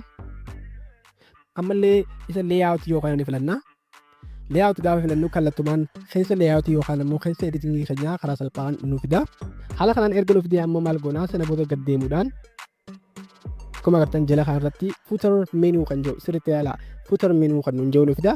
Asirratti wanti hubachuu qabdan namoonni tempileeta kanaan ala fayyadamu jirtanis steepuma namni isin hordofu kana hordofuudhaan tempileeta hundarrattuu ni jira waan ta'eef garuu iddoo adda addaa jiraachuu mala tarii gara mirgaarratti jiraachuu mala tarii gara bitaarratti yookaan immoo gama dhumaarratti jiraachuu mala. Kanaafuu tempileeta kamiyyuu yookaan immoo tiima kamiyyuu fayyadamtan tiima barbaadan fayyadamuu dandeessanii garuu an rekomandii kan isin godhu isa kana jechuudha baay'ee filatamaadha. Itti fayyadamuufis baay'ee salphaadha. Yoo barbaadan kan barbaadan filata. Kanaafuu tempileeta kamiyyuu yoo fayyadamtan steepumaan isin garsiisu kana sirriitti hordofuu qabdu. Sana booda maal gootan footer menu kan jiru jala kanarratti eegartanii isa qalamaa kana filattanii isa qalamaa kana filachuudhaan peejii dirqama aariifti goonutu jira jechuudha. Isa qalamaa kana filanna. Sana booda jala kanatti wantoota hedduu nu fida. Akkuma agartan jala kanatti wantoota hedduu nu fida. Default akkuma agartan inni add nu godhee jira. Yoo barbaadan delete ni gootanii isa kan delete kanallee delete ni gootanii kan isin dhiisuu qabdan ammoo isa home jiru kana qofa kanallee delete ni goona. Kanaafuu karaa salphaadhaan peejii mataa keenyaa add ni godhanna jechuudha. Fakkeenyaaf peejii nuti asitti add goonu isa peejii keenya irratti add goonedha. Sirriitti hubadhaa asirratti. Sana booda isa add new kan jiru ni filanna. Add new items inni itti aanu jalqabaa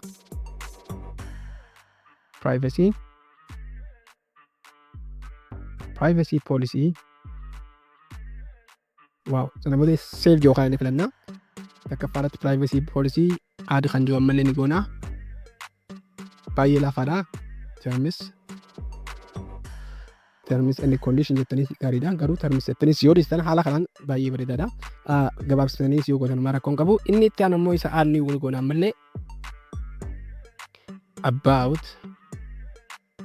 ammallee about save. Wow, privacy policy terms about and contact asin wafa contact illee itti daballa. Contact amma haala kanaan contact as yookaan as goone save ni goona. Kana booda guutumaan guututti argannee jirra. Fakkeenyaaf formii akka qabuuf ammoo terms yoo dheerate baay'ee filatamaadha jechuudha. And condition amma haala kanaan ni goona. Sana booda save yookaan ni goona. Amma asirratti yoo barbaadan maqaa iddoo qalamaa kanaan jijjiirachuu dandeessanii yoo wal duraa duubaan kaachuu feetan ammoo isa kana ol baasuuf gad deebisuuf jala kana bitaa fi mirga irratti jira. Kanaafuu yoo barbaadan fakkeenyaaf termisii kana gad deebisuu yoo barbaadan jala irratti haala kanaan ol deebisuu dandeessanii garuu privacy fi termisiin wal jalatti aanu qaba yeroo hunda yeroo gootan jechuudha. Waaw haala kanaan ni gootanii sana booda isa save yoo ni filattanii baay'ee salphaadha. Amma peejii keenyaa fi footer peejii keenya irrattis akkasuma akkuma peejii keenya irratti uumne footer menu keenya irrattis uumne jirra jechuudha karaa salphaadhaan. Kanaafuu maal gootan amma isa save yoo kana ni filattanii baay'ee salphaadha. Amma peejii keenya irratti eessatti akka nu dabalame guutumaan guututti waliin ilaalla. Kanaafuu karaa salphaadhaan maal goona amma view isa yookaan ni goona yookaan ammoo isa kana seenee refresh ni godha. Karaa salphaadhaan refresh gaafaan godhu ammoo jala kanarratti footer peejiin kiyyaa haala addaa ta'een naaf addee jira jechuudha. Wow, home, about, privacy, terms and contact. Amma seera Google AdSense kiyyaa guutumaan guututti guuteetiin jira jechuudha. Amma wanti irraa eegamu isa kana clickable godhudha jechuudha. Fakkeenyaaf gaafaan about tokko bakka takka nan geessu block ta'ee jira. Akkuma agartan block ta'ee jira. Osoo linkii kanatti hin seenne waan barbaachisaa tokkotu jira. Ammallee gara blogger layout kiyyaan hin seena. Blogger layout yeroo hin seenu haala kanaan naaf ta'a. Amma maaliin godhaa peejii jalqabaa irratti isa add gadgets jedhu kana isa kana niin filadhaa. Sana booda gad deemuudhaan maaliin godhaa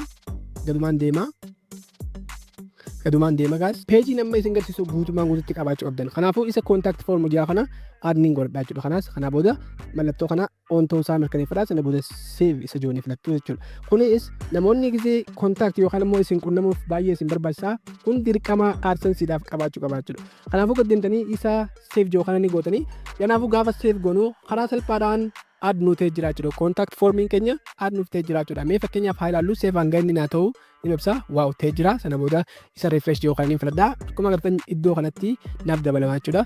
Yoo barbaadan iddoo feetan kaachuu dandeessanii garuu poostii keessan itti aanee taa'uu qabaa jechuudha. Kunoo akkuma agartan waaw karaa salphaadhaan contact formiin kiyya add naaf ta'ee jira jechuudha. Amma waa hunda guuteetiin jira garuu wantoota lamaan naafa amma gubbaa kanatti akkuma agartan peejiin gubbaa kanatti argamu home online AI application fi kanneen kana fakkaatan jira garuu gubbaa kanarratti contact yookaan ammoo about ida'uu qabdanii jechuudha. Karaa salphaadhaan yoo barbaadanii dhiistanii garuu jalarratti isa haala kanaan goonaan gahaadha garuu professional website godhachuudhaaf maal gootan gubbaa kanarratti about yookaan ammoo contact dabaluu qabdanii jechuudha. Kana dabaluudhaaf maal gootan yoo barbaadan ni dhiistanii yoo barbaadan ammoo add ni godhatanii namoota gad deemuudhaan isa liinkii yoo meenuu irratti liinkii isa yookaan ni filattanii sana booda gad deemuudhaan isa add kan jiru ni filattu. Karaa salphaadhaan about waa'ee keessanii websaayitiin keessan waa'ee maaliitii fakkeenyaaf kan jiru about add ni godhatanii jechuudha. Karaa salphaadhaan amma isa save yookaan ni filattanii waaw waa hunda xumurree jira jechuudha. Kana booda save ni godha. Amma websaayitii kiyya irratti seera isaa hunda guuteetiin jira jechuudha. Sirriitti hubadhaa guys. Amma seera isaa hunda guuteetiin jira. Amma wanti irraa eegamu immoo link godhuudha jechuudha. Fakkeenyaaf amma isa kanneen deebi'a. Kana booda refresh ni godha. Gaafa refresh godhu gubbaa kanarratti kan ture immoo aboutiin naafitti dabalamaa jechuudha. Yoo barbaadan immoo contact illee gubbaarratti yoo dabaltan baay'ee filatamaadha. Akkuma agartan kunoo add godhadeetiin jira jechuudha. Amma waa hunda fixeetiin jira contact form, privacy policy, terms, about contact fi kanneen kana fakkaatan fixeetiin jira. Amma linkii kana akkamitti akka clickable ta'u akkamitti akka goonu nuufin ilaalla karaa salphaadhaan jechuudha. Amma jalqaba irratti osoo peejii irratti hin dabarree poostii akka maxxansinee waliin ilaalla. Akkamitti akka poostii maxxansinu karaa salphaadhaan isin agarsiisa. AI fayyadamtanii maxxansuu ni dandeessanii karaa salphaadhaan yookaan ammoo iddoo barbaadanii takkaffaa irratti wanti isin gootan iddoo pilaastarii filattanii warri bilbila fayyadamtan ammoo karaa salphaadhaan biraawusarii biraa kanneen akka kiwi biraawusar Mrs. Browser fi kanneen kana fakkaatan ni jira. Isaan ni fayyadamtan. Isa kanarratti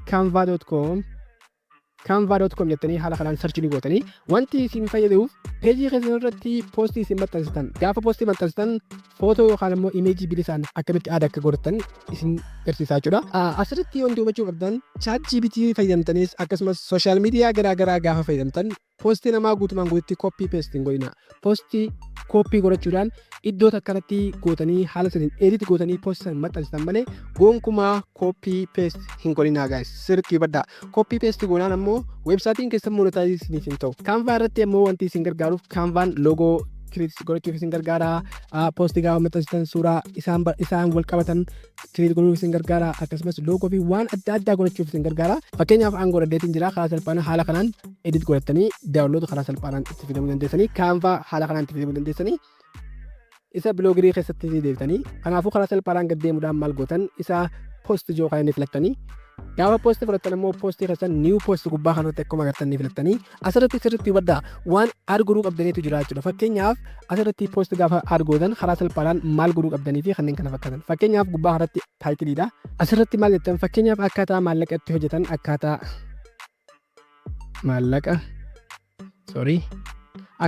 maallaqa itti hojjetan fakkeenyaaf hojjetan jettanii haala kanaan barreessitanii fakkeenyaaf kun taayitilii keessanii jechuudha. Taayitilii gaafa namni sarchi godhu jalqaba irratti isin dhufuudha jechuudha. Kanaafuu karaa salphaan jalqaba irratti wanti add godhuu qabdan taayitilii keessan bareechitanii haala kanaan keessanii inni itti aanu immoo poostii keessan asirratti poostii keessan ni maxxanaa. Fakkeenyaaf poostii tokko ni qaba waan ta'eef isin ammoo kan barbaadan godhatanii kunoo akkuma agartan poostii haala kanaan isin dhufa. Jalqaba irratti seensa isa joonni eegalla.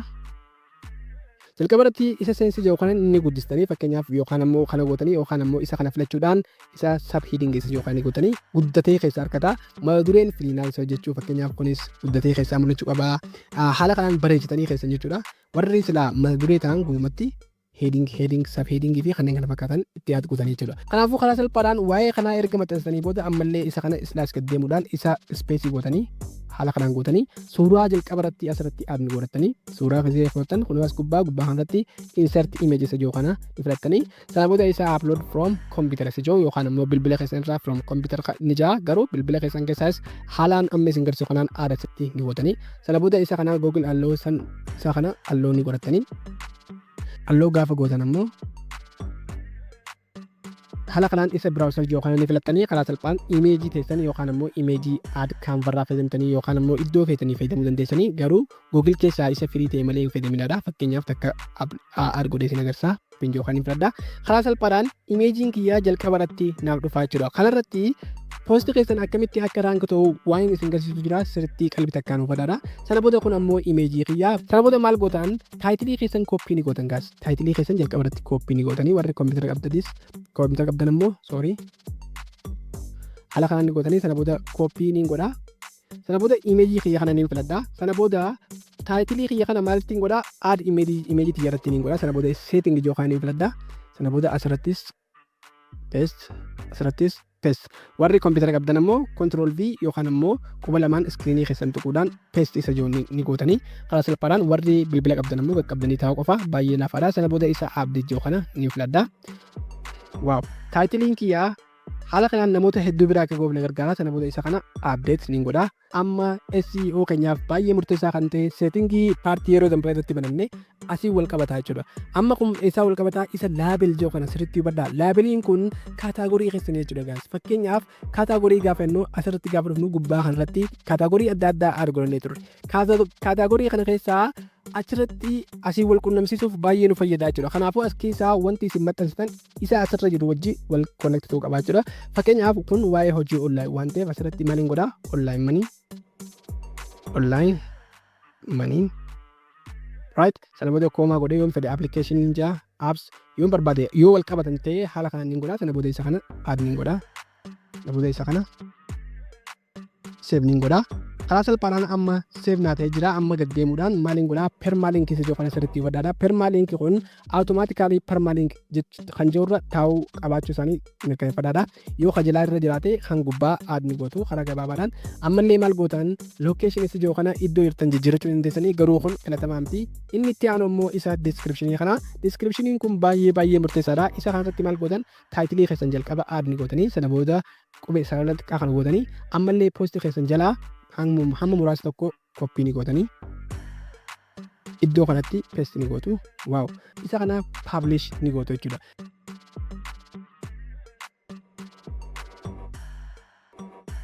Poostiin keenya jalqaba irratti argannee jirra jechuudha. Amma poostii kana akkamiin liinkii akka goonu isin agarsiisa. Ana ammoo tokkicha kanaan isin agarsiisa. Isin poostii keessan hundaaf walitti liinkii ni godhattan jechuudha. Amma poostii kana maxxanseetiin jira. Sana booda poostii kiyyarraa loogii kiyyaniin sana booda refresh ni godha. Poostiin kiyya asitti ni argama. Waaw guys akkuma agartan poostii jalqabaatiif maxxanseetiin jira. Amma isa didakkaatu as jira. Sana maal gootan karaa salphaadhaan iddoo biloogii keessatti ni deebitanii sana booda maal gootan layout isa jirutti ni deebitan guys. Layoutii keessan ni seentanii kana booda kaataagorii keessan open ni godhattan. Kaataagoriin ammoo baay'ee murteessaadha. Kaataagoriin keessan gaafa open ta'u ammoo liinkii akka ta'uuf isin gargaara. Sana booda maal gootan gaddeemuudhaan kaataagoriis kan jiru ni jira jechuudha. Yoo hin jiraanne immoo add ni godhatanii akkuma agartan iddoo qalamaa kaa'anii filattu. Sana booda kaataagoriin keessan on ta'uu isaa sirriitti hubadhaadha. Sana booda jala kanatti akkuma agartan select label isa jiru tick all isa jiru kan filattanii yeroo hunda peejii gaafa create gootan karaa salphaadhaan isa kana tick all gaafa jiru filachuu hin dagatinaa. Sana booda save jiru ni filannaa. Kun maaliif akka nu gargaaru isin agarsiisa jechuudha. Karaa salphaadhaan erga haala kanaan kaataagorii keessan filattanii amma maal goonaa save ni goona jala kanatti kan argamu isa save jiru ni filannaa. Save gaafa goone sana booda maal goonaa amma liinkii walitti godhuu qofaa jechuudha guys. Sirriitti hubadhaa. Liinkii godhuudhaaf ammoo iccitii guddoo tokkotu jira. Viidiyoo kana irra deddeebi'aa sirriitti hubadhaa akka isin dinnetti jechuudha. Kanaafuu amma poostii kiyyan hin deebi'aa. Fakkeenyaaf poostii kiyya deebi'ee sana booda home gaafaan seenu jalqaba suuraa fuula kiyyaa yookaan ammoo jalqaba websaayitii kiyyaa irratti nageessa. Karaa salphaadhaan amma kaataagorii kana eessaa find goona maal itti fayyadamna isin agarsiisa. Sana booda gaddeemuudhaan jala kanarratti akkuma agartan popular post kanneen kana fakkaatan naaf jira. Akkuma agartan kaataagorii naan jira. Kaataagoriin kun akkuma agartan poostii amma xansu jalatti kaataagorii gaafaan ramadu karaa salphaadhaan asin naa dhufaa jira. Fakkeenyaaf poostii kana irratti applicationii fi online jalatti ramadeetiin jira. Kun amma isin agarsiisuuf malee kun online bichaalatti ramadama. Kanaafuu karaa salphaadhaan maal gootan kaataagorii kana warri koompitara qabdan quba lamaan filachuudhaan kooppii liinkii isa jiru filattanii kooppii liink adrees akkuma agartan kooppii naatee jira. Amma isittiin deebi'aa biloogii kiyyattiin deebi'aa. Karaa salphaadhaan biloogii kiyyatti gaafaan deebi'u biloogii kiyyatti layout ni seenaa. Biloogii kiyya keessaa layout gaafaan dhaqu layout keessaa immoo liinkii isa jiru kana akkuma agartan isa kana ni filadha. Sana booda amma kaataagorii kiyya irratti paste ni godha. Fakkeenyaaf waa'ee online money poostii nama maxxanse waan ta'eef isa kana kalamaa hin filadha. Sana booda site URL kan jiru ni agartanii isa kana irratti paste ni godha. Copy control kanatti warri kompiitara qabdan haala kanaan control V warri bilbila qabdan ammoo qabdanii teessanii rakkoon qabu sana booda isa save jiru kan inni fudhadha amma save nin godha amma kaataagoriin kiyya jala naa ramadamee jiraachuudha amma sana booda maaliin godha isa save jiru kan inni fudhadha karaa salphaadhaan kaataagoriin kiyya naaf ramadamee jiraachuudha amma gaafa namni kaataagorii san link yookaan ammoo kilik godhu karaa salphaadhaan ramaddii jalatti fidaachuudha fakkeenyaaf mi'aa isin agarsiisu isa kiyyan hin deebi'a sana booda deddeemuudhaan isa home isa refresh nin godha sana booda refresh gaafa gootan ammoo kallattumaan linkiin isin fudhatan san asitti aatee jiraachuudha gaas karaa salphaan haala kanaan gaafaan an refresh godhu haala kanaan argaa sana booda gubbaa kanatti online money gaafaan filadhu ammoo poostii kiyya jala kanarratti naaf dhufaa jechuudha gaafa online money kiyya gaafaan filadhu waaw akkuma agartan ramaddii online money jalatti naaf ramadamee jira jechuudha isin ammoo karaa salphaadhaan haala kanaan add godhachuu keessan hin dagatinaadha haaluma kanaan peejii keessan hunda irrattuu haalaan amma isin garsiise kanaan add godhachuu dandeessanii hunda isin garsiisuudhaaf ammoo yeroon hin qabnu waan ta'eef amma peejii keenya karaa kanaan haala kanaan guutumaan guutti ni finna amma katti aanu ammoo privacy about policy fi kanneen kana fakkaatanii termii privacy fi contactiin ammoo baay'ee murteessaadha viidiyoo itti aanu keessatti ammoo karaa salphaadhaan akkamitti akka add godhan kan isin agarsiisa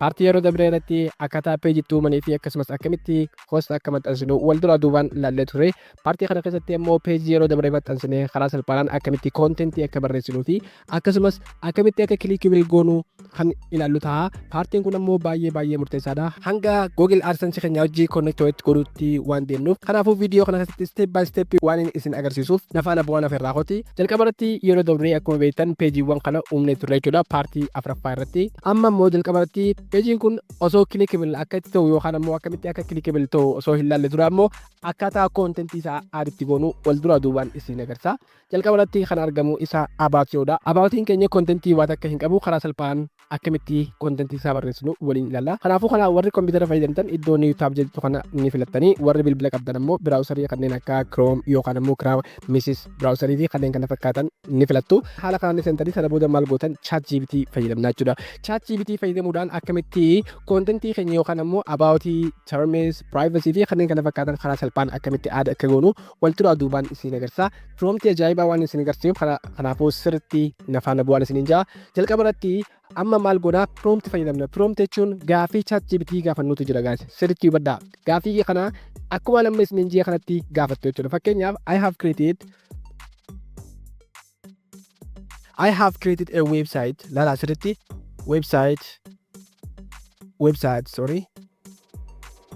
website called mallattoo xiqqoo tana gootanii maqaa websaayitii keessanii iddoo banaatanitti aadni gootu fakkeenyaaf websaayitiin kiyya murree teek jedheetiin banee jira kanaafuu isinis maqaa websaayitii keessanii aadni gootu fakkeenyaaf murree teek lala yeroo aad gootan maqaa websaayitii keessanii sirriitti haala kanaan ni barreessitu haala kanaan ni gootu blogspot ittiin gootana so I have created a website called murree teek fakkeenyaaf kiyya sirriitti maqaa keessan aadni gootan this website focus on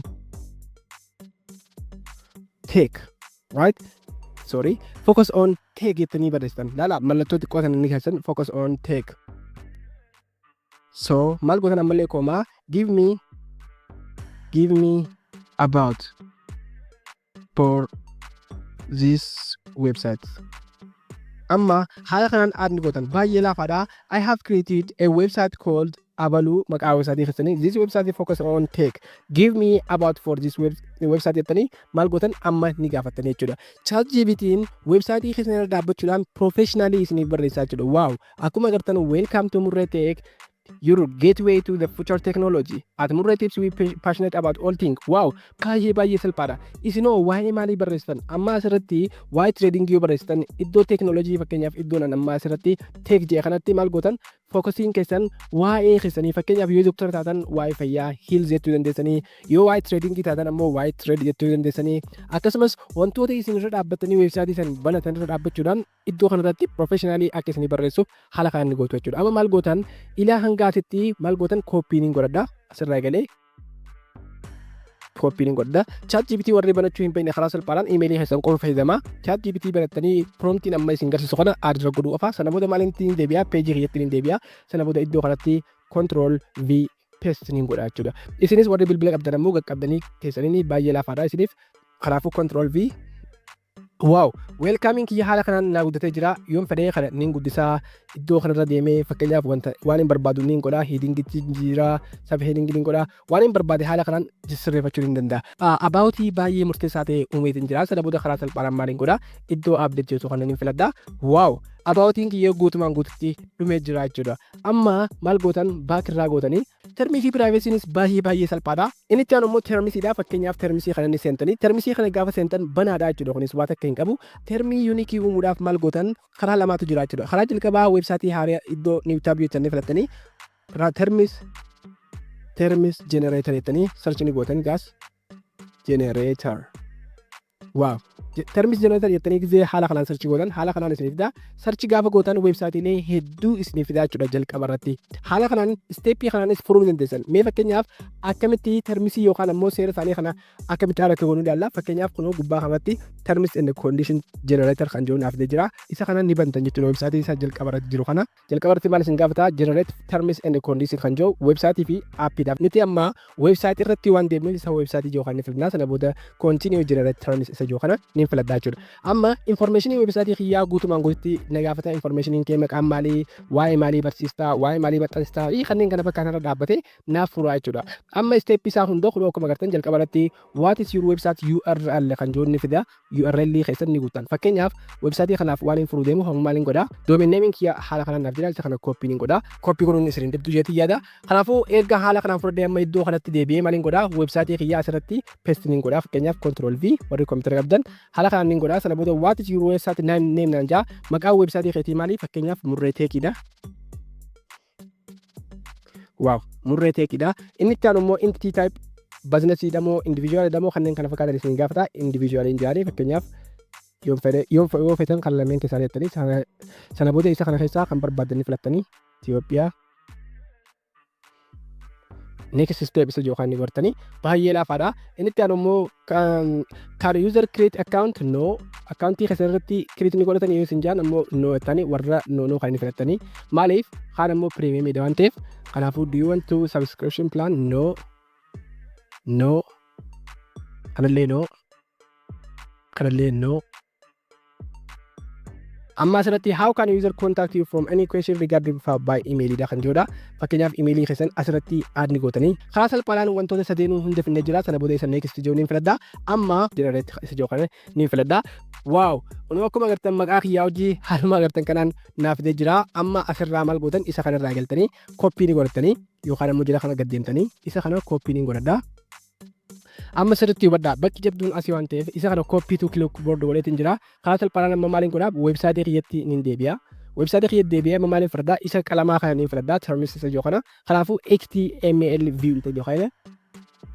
Kanaafuu maaliin filadhaa HTML view kana ni filadhaa. Kanaafuu karaa salphaan haala kanaan naaf iddoo kanatti maaliin godhaa control V ni godhaa. Weebsaayitii kiyyatti ni maxxansaa jechuudha. Amma isa kana koodiin ni maxxansaa bifa barreeffamaatiin naaf deebi'aa jechuudha. Amma maaliin godhaa isa kana view ni godhaa isa view joo kanneen filadhaa. Karaa salphaadhaan haala kamiin nagarsiisaa haala barreeffamaatiin nagarsiisaa jechuudha. Amma asirratti sirriitti hubadhaa bakki kun baay'ee cimaadha. Weebsaayitii keessan keessatti kun hin jiru taanaan rakkoo guddaadha. AdSense keessaniif aadiin ta'uu akkasumas Google search keessatti isiniif fiduu hin danda'u.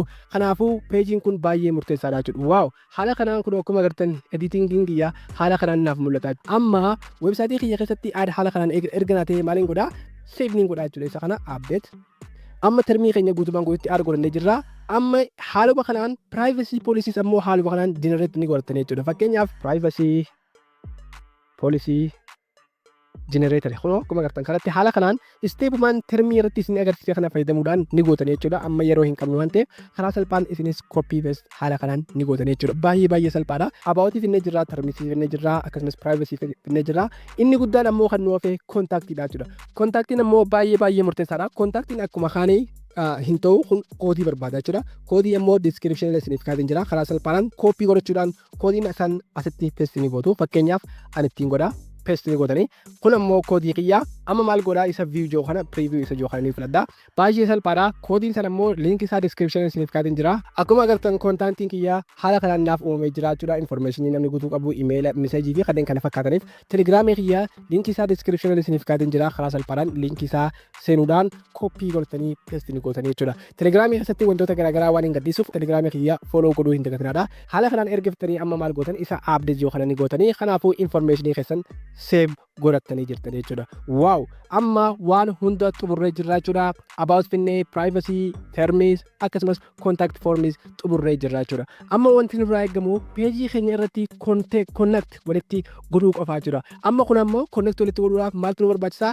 liinkii nu barbaachisaa jechuudha liinkii sana eessaa argannaa amma isin agarsiisa sirriitti hubadhaa asirratti erga save godhannee hoomii keenya ni seenna home gaafa seennu haala kanaan nuuf jira sana booda jala kanarratti gad deemnee gaafa arginu home about privacy fi kanneen kana fakkaatan ni jira fakkeenyaaf about yoo tuqanne wanni takka nuun dhufu blookii ta'ee jira jechuudha amma maal goonaa peejii keenyatti ni deebina isa kana ni deebina baak irraa godhuudhaan jalqaba fuula keenyaatti ni deebina jalqaba irratti maaliin godhaa isa kana peejii kana dabilii ni godhaa jechuudha warri kompiitara qabdan gubbaa kanarratti tara lama tuquudhaan iddoo duplicate yoo kana ni filattanii iddoo duplicate kan yoo kana gaafa filatan bakka lamatti isiniif baasaa jechuudha warri kompiitara qabdan warri bilbila qabdanis ammoo isteepuma kana fayyadamtanii tokko browserii biraa irratti tokko ammoo browserii kan biraa irratti fayyadamtanii baay'ee salphaadha isa kana habba lama naaf ta'ee jira amma isa kana maaliin godhaa layout isa yoo kana seenaa deemuudhaan footer page isa yoo kana akkuma agartan isa footer page yoo kana ni filadha isa kana irratti peejii hedduu uumeetiin ture about uumeetiin ture privacy uumeetiin ture terms uumeetiin ture akkasumas contact uumeetiin jira amma isa kana maaliin godhaa about isa yoo kana jalqaba irratti qalama kana ni filadha sana booda site URL isa yoo kana copy paste godhuudha jechuudha linkii isaa isaan argadhaa peejii kiyya isa jalqabaatti ni deebi'a sana booda isa about yoo kana filachuudhaan isa share jooniin filadha isa share joo gaafaan filadhu linkii isaa koppii godhuudhaan achitti paste godhuu qofaa jechuudha baay'ee salphaadha kanaafuu linkii haala kanaan naaf jira gubbaa kanarratti koppii ni godha bilbila irratti step kana hordoftan baay'ee salphaadha isa kana koppii eegaan godhadhee as deebi'uudhaan iddoo about yoo kanatti maaliin godha iddoo kanatti control v warri kompiitara qabdan haala kanaan save ni godha waaw privacies haaluma kanaan add ni godha policies kanneen kana fakkaan hunda isaatu akkasumas contacts hunda isaa add ni godha fakkeenyaaf isa kanatti deebi'uudhaan ammallee terms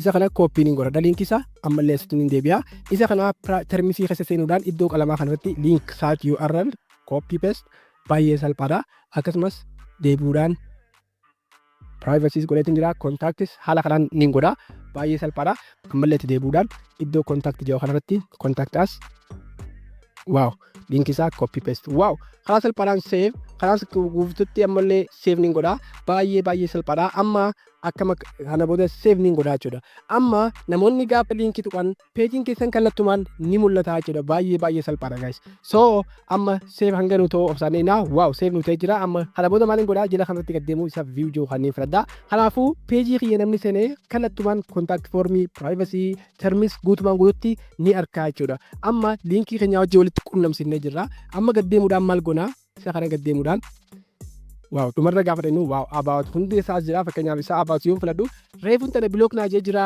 amma ammoo gizee namni click godhu waaw welcome to Murree Tech peejiin kiyya adnaaf ta'ee jira jechuudha akkasumas termisii fi kanneen kana fakkaatan yoo fudhattan adnaaf ta'ee jira jechuudha linkii walitti godheetiin jira waaw Google AdSense dhaaf ammoo baay'ee murteessaadha termisiin kiyyaas haala kanaan naaf fida ammallee isa contact jiru gaafa namni filatu karaa salphaadhaan formiin kiyya guutumaan guututti asitti baafi jechuudha waaw baga gammadan namoonni steepii kana hordofuudhaan sirriitti steepii naan isin garsiisuu jala deemtanii hordoftan baga gammadan isin jaa jalqabarratti maqaa email akkasumas meeseejii namni naaf kaa'uu barbaadu haala kanaan naaf taate jechuudha namni gaafa na argu emailii kiyya keessatti kallattumaan naaf dhufaa jechuudha. amma waan hunda finnee jirra wanti hundi steepii isaa isiniif gala jeetii yaada amma immoo karaa salphaadhaan weebsaayitii keenya gara Google Search Console wajji wal quunnamsiisuu qofa amma maal gootan karaa salphaadhaan Google Search Console accountii banachuudha jalqabarratti fakkeenyaaf amma haala kanaan finnee jirra amma kana hundarraan x godha kanaas hundarraan x godha jechuudha kanaas waaw amma weebsaayitiin keenya guutumaan guututti xumuramee jira peejii keenya kontentii humnee jirra liinkii walitti goonee jirra amma karaa salphaadhaan karaa Google Search Console add godhuudha jechuudha kana godhuudhaaf maal goonaa add new jettu yookaan ammoo new tab kana ni bantanii Google Search Console search gaafa gootan jalqabarratti liinkii isin dhuftuu akkaawuntii isaanii ni banatan jechuudha haala kanaan nuuf fidaa sana booda isa Google Search Console isa jiru kana jalqabarratti haala kanaan nu dhufa isa kana ni filattan jechuudha isa kana ni seentanii jechuudha asirratti wanti hubachuu qabdan sirriitti hubadhaa. Osoo Google Search Console keessatti hin seenne poostii keessan peejiin keessan akkasumas aad ta'uu qabaachuudha. Kanaafuu karaa salphaadhaan maal gootan isa sartinaawuu isa jiru kana filachuudhaan weebsaayitii keessan aad as keessatti ni gootanii jechuudha. Weebsaayitii keessan aad godhuudhaaf maal gootan wantoota lama haala kanaan isinii fidaa inter subdomenii fi yookaan immoo inter UR domenii isiniin jira jechuudha. Jalqaba irratti weebsaayitii keessan ni seentanii sana booda gaddeemuudhaan isa view joo ni gootan. Isa view gaafa gootan kallattumaan gubbaa kanarratti liinkii isinii fida. Laala sirriitti hubadhaa. Gubbaa kanarratti liinkii gaafa isinii fidu liinkii kana maal gootan koppii ni gootanii. Koppii gaafa gootan karaa salphaadhaan maal gootan Google Search Console keessatti aad ni gootan. Isa Google Search ni deebi'a. Lama jira isin maal gootan isa kanarratti aad ni gootan. Isa kanarratti Control V gootanii aad ni gootanii. Kanaafuu karaa salphaadhaan maal gootan isa Continue joo kan inni filattanii. Wow! Checking verification dhaan jira. Amma ownership auto verified nun jira. Asirratti wanti hubachuu qabdan emailiin Google Search Console fi akkasumas emailiin kanaan wal qunnamsiistan tokko ta'uu qabaachuu egaa sirriitti hubadhaa. Gaafa haala kanaan aad godhatan ammoo karaa salphaadhaan weebsaayitiin keessan aad isiniif ta'ee jiraachuudha. Amma Google Search Console keessatti guutumaan guutuutti aad nu ta'ee jiraachuudha. Baga gammaddan sana booda isa go to property isa joo kan inni filattanii. Waaw! Kanaafuu karaa salphaadhaan weebsaayitii keessan kunoo haala kanaan gubbaa kanatti aad nu ta'ee jira. Weebsaayitii dabalataa qabaatanis iddoo aad property jettu kana filachuudhaan aad godhachuu dandeessanii weebsaayitiin keenya amma kallattumaan Google irratti nuuf argamaa jechuudha. Kun maaliif nu fayyada karaa salphaadhaan Google irratti weebsaayitiin keenya akka faca'uuf baay'ee nu fayyada. Akkasumas AdSense keessaaf baay'ee murteessaadha jechuudha. Kanaafuu aad godhannee jirra jechuudha. Amma wantoota information isaa hunda guutumatti ilaaluu ni dandeessanii jechuudha. Waaw! Baga gammaddan isin jaa. Amma isteeppiin dhumaa fi isteeppiin itti aanu ammoo karaa salphaadhaan AdSense keenya wajjin walitti konnektuudha. AdSense wajjin walitti konnektuudhaaf jalqaba irratti maal gootan AdSense ni balattan. Jalqaba irratti AdSense tokkochaa barachuu qabdan. Sirriitti hubadhaa. Namoonni dogoggortanii viidiyoo osoo guututti ilaalle baatan ammoo dogoggoruu dandeessan. Kanaafuu wanti isin godhuu qabdan jalqaba irratti AdSense isin balattan imeelii tokko qofaan ta'uu qaba. Kanaafuu karaa salphaadhaan AdSense barachuudhaaf maal gootan iddoo sarchi jaamu kanarratti maal gootan Google AdSense jettanii ni godhatan jechuudha. Google AdSense gaafa isin jettan ammoo kallattumaan isiniif fida. Karaa salphaadhaan Google AdSense jettanii akkaawuntii banachuu ni dandeessanii. Fakkeenyaaf isa kana hin qabu waan ta'eef isa AdSense joo kan inni filadhaa. Google AdSense keessan haala kanaan nu fida jechuudha. Kun amma fakkeenyaaf AdSense kiyya kan YouTube jechuudha. Kan YouTubeidha. Amma AdSense barachuudhaaf baay'ee salphaadha. Akkaawuntii keessan information keessan maqaa keessanii fi kanneen kana fakkaatan isin gaafata. Karaa salphaadhaan wal duraa duubaan ni guutu. Kana booda maal gootu isa site joo kan inni filattan guys. Asirratti inside gaafa filattan kallattumaan website keessan iddoo aad itti gootanidha jechuudha. Weebsaayitii aad godhuudhaaf karaa salphaadhaan maal gootan iddoo haala kanaan keessa isaanii isiniif daa sana booda weebsaayitii keessan aad godhuudhaaf isa new site isa joo kan inni filattanii liinkii weebsaayitii keessanii iddoo kanatti aad godhuu qofaa jechuudha. Fakkeenyaaf as keessaa deebi'uudhaan gara weebsaayitii kiyyaan hin deebi'a. Kunoo gubbaa kanatti akkuma agartan weebsaayitiin kiyya liinkii yookaan ammoo domain neemiin as jira. Isa kana koppii ni godha. Warri bilbila qabdanis ammoo isteepuma kana hordofuudhaan gubbaa irratti isiniif bitaa koppii ni godhatanii sana booda AdSense keessan seenuudhaan iddoo kanatti koppii Control V yookaan ammoo paste qaqqabuudhaan ni gootan jechuudha. Asirratti wanti hubachuu qabdan weebsaayitiin keessanii fi akkasumas Google AdSense isin barattan imeelii adda addaa yoo ta'e ownership isin gaafata. Amma asirratti iddoo AdSense kana booda isa save joo kan inni fudhadha. Kana booda ownership na gaafata jechuudha. Weebsaayitiin kun keetii moo keetii miti kan jiru na gaafata. Yoo imeelii keessanii fi AdSense isin barattaniin walitti tokko ta'e isiifuu automatically verify isiniif godha. Fakkeenyaaf isa kana gaafa next godhu karaa salphaadhaan ownershipin kiyya verify naa ta'ee jira. Sana booda gaddeemuudhaan isa request review joo kana ni filadhaa jechuudha. Kunoo maaliif nu gargaara? Weebsaayitiin kee haala gaariirra yoo jiraate approve guyyaa muraasa keessatti sa'aatii 24 keessatti si godhuu danda'ani. Kanaafuu isa request review joo kana gaafa filattu sirriitti of eeggannoo qabaachuu qabda. Osoo request review hin goone ammoo seerotaan amma siimuu kana sirriitti hordofuu qabda. Peejii garaagaraa privacy, terms, about fi contact akkuma nama isinii uume kanaan haala sirrii ta'een haala nama isin garsiisu kanaan guutumaan guututti qabaachuu qabdanii. Peejiin keessan kamiyyuu clickable ta'uu qaba. Postiin isin maxxansitan ammoo hanga 10 fi 15 olii ta'uu qabdi. Akkasumas peejii garaagaraa irratti jechuudha. Akkasumas post takka irratti wordii yookaan ammoo jecha 1500 fi hanga 1000 jedhutti barreessuu qabdanii. Wanni isin barreessitan unique yookaan ammoo kan ofii barreessitan kan copy paste gootan osoo hin taane kan ofii barreessitan qofa ta'uu qaba jechuudha guys. Haala kanaan AdSense keessatti guyyaa muraasa muraasa keessatti review akka inni isinii godhuun duratti wantoota kana sirriitti adda baaftanii isa request review yoo kana ni filattanii AdSense check godhee ammoo karaa salphaadhaan maal isinii godhaa approve isinii godhaa jechuudha. Haala kanaan weebsaayitii mataa keessanii banattanii hanga AdSense keessatti argachuu dandeessanii guys. Warroonni hanga ammaa hojii turtan obsaan hojii turtan ammoo hundi keessanuu baay'ee galtoomaan isiniin jaa. Yaada siktee gaafii kamiyyuu qabaattan ammoo karaa komentii fi akkasumas karaa telegiraamiitiin qunnamuu dandeessanii karaa salphaa yaada keessan isiniif deebisuu ni danda'a. Namoonni haaraa taatanii chaanala kanaaf dhuftan ammoo subscribe godhuun maatii keenyatti dabaluun hin dagatinaa. Viidiyooleen keenya yoo isinitti tole ammoo like godhuudhaan yaada qabdan ammoo komentii irratti nu kaa'uun hin dagatinaa. Waan daawwattaniif baay'ee galatoomaa. Haga viidiyoo biraatiin walitti deebinutti ammoo nagaan naa tura.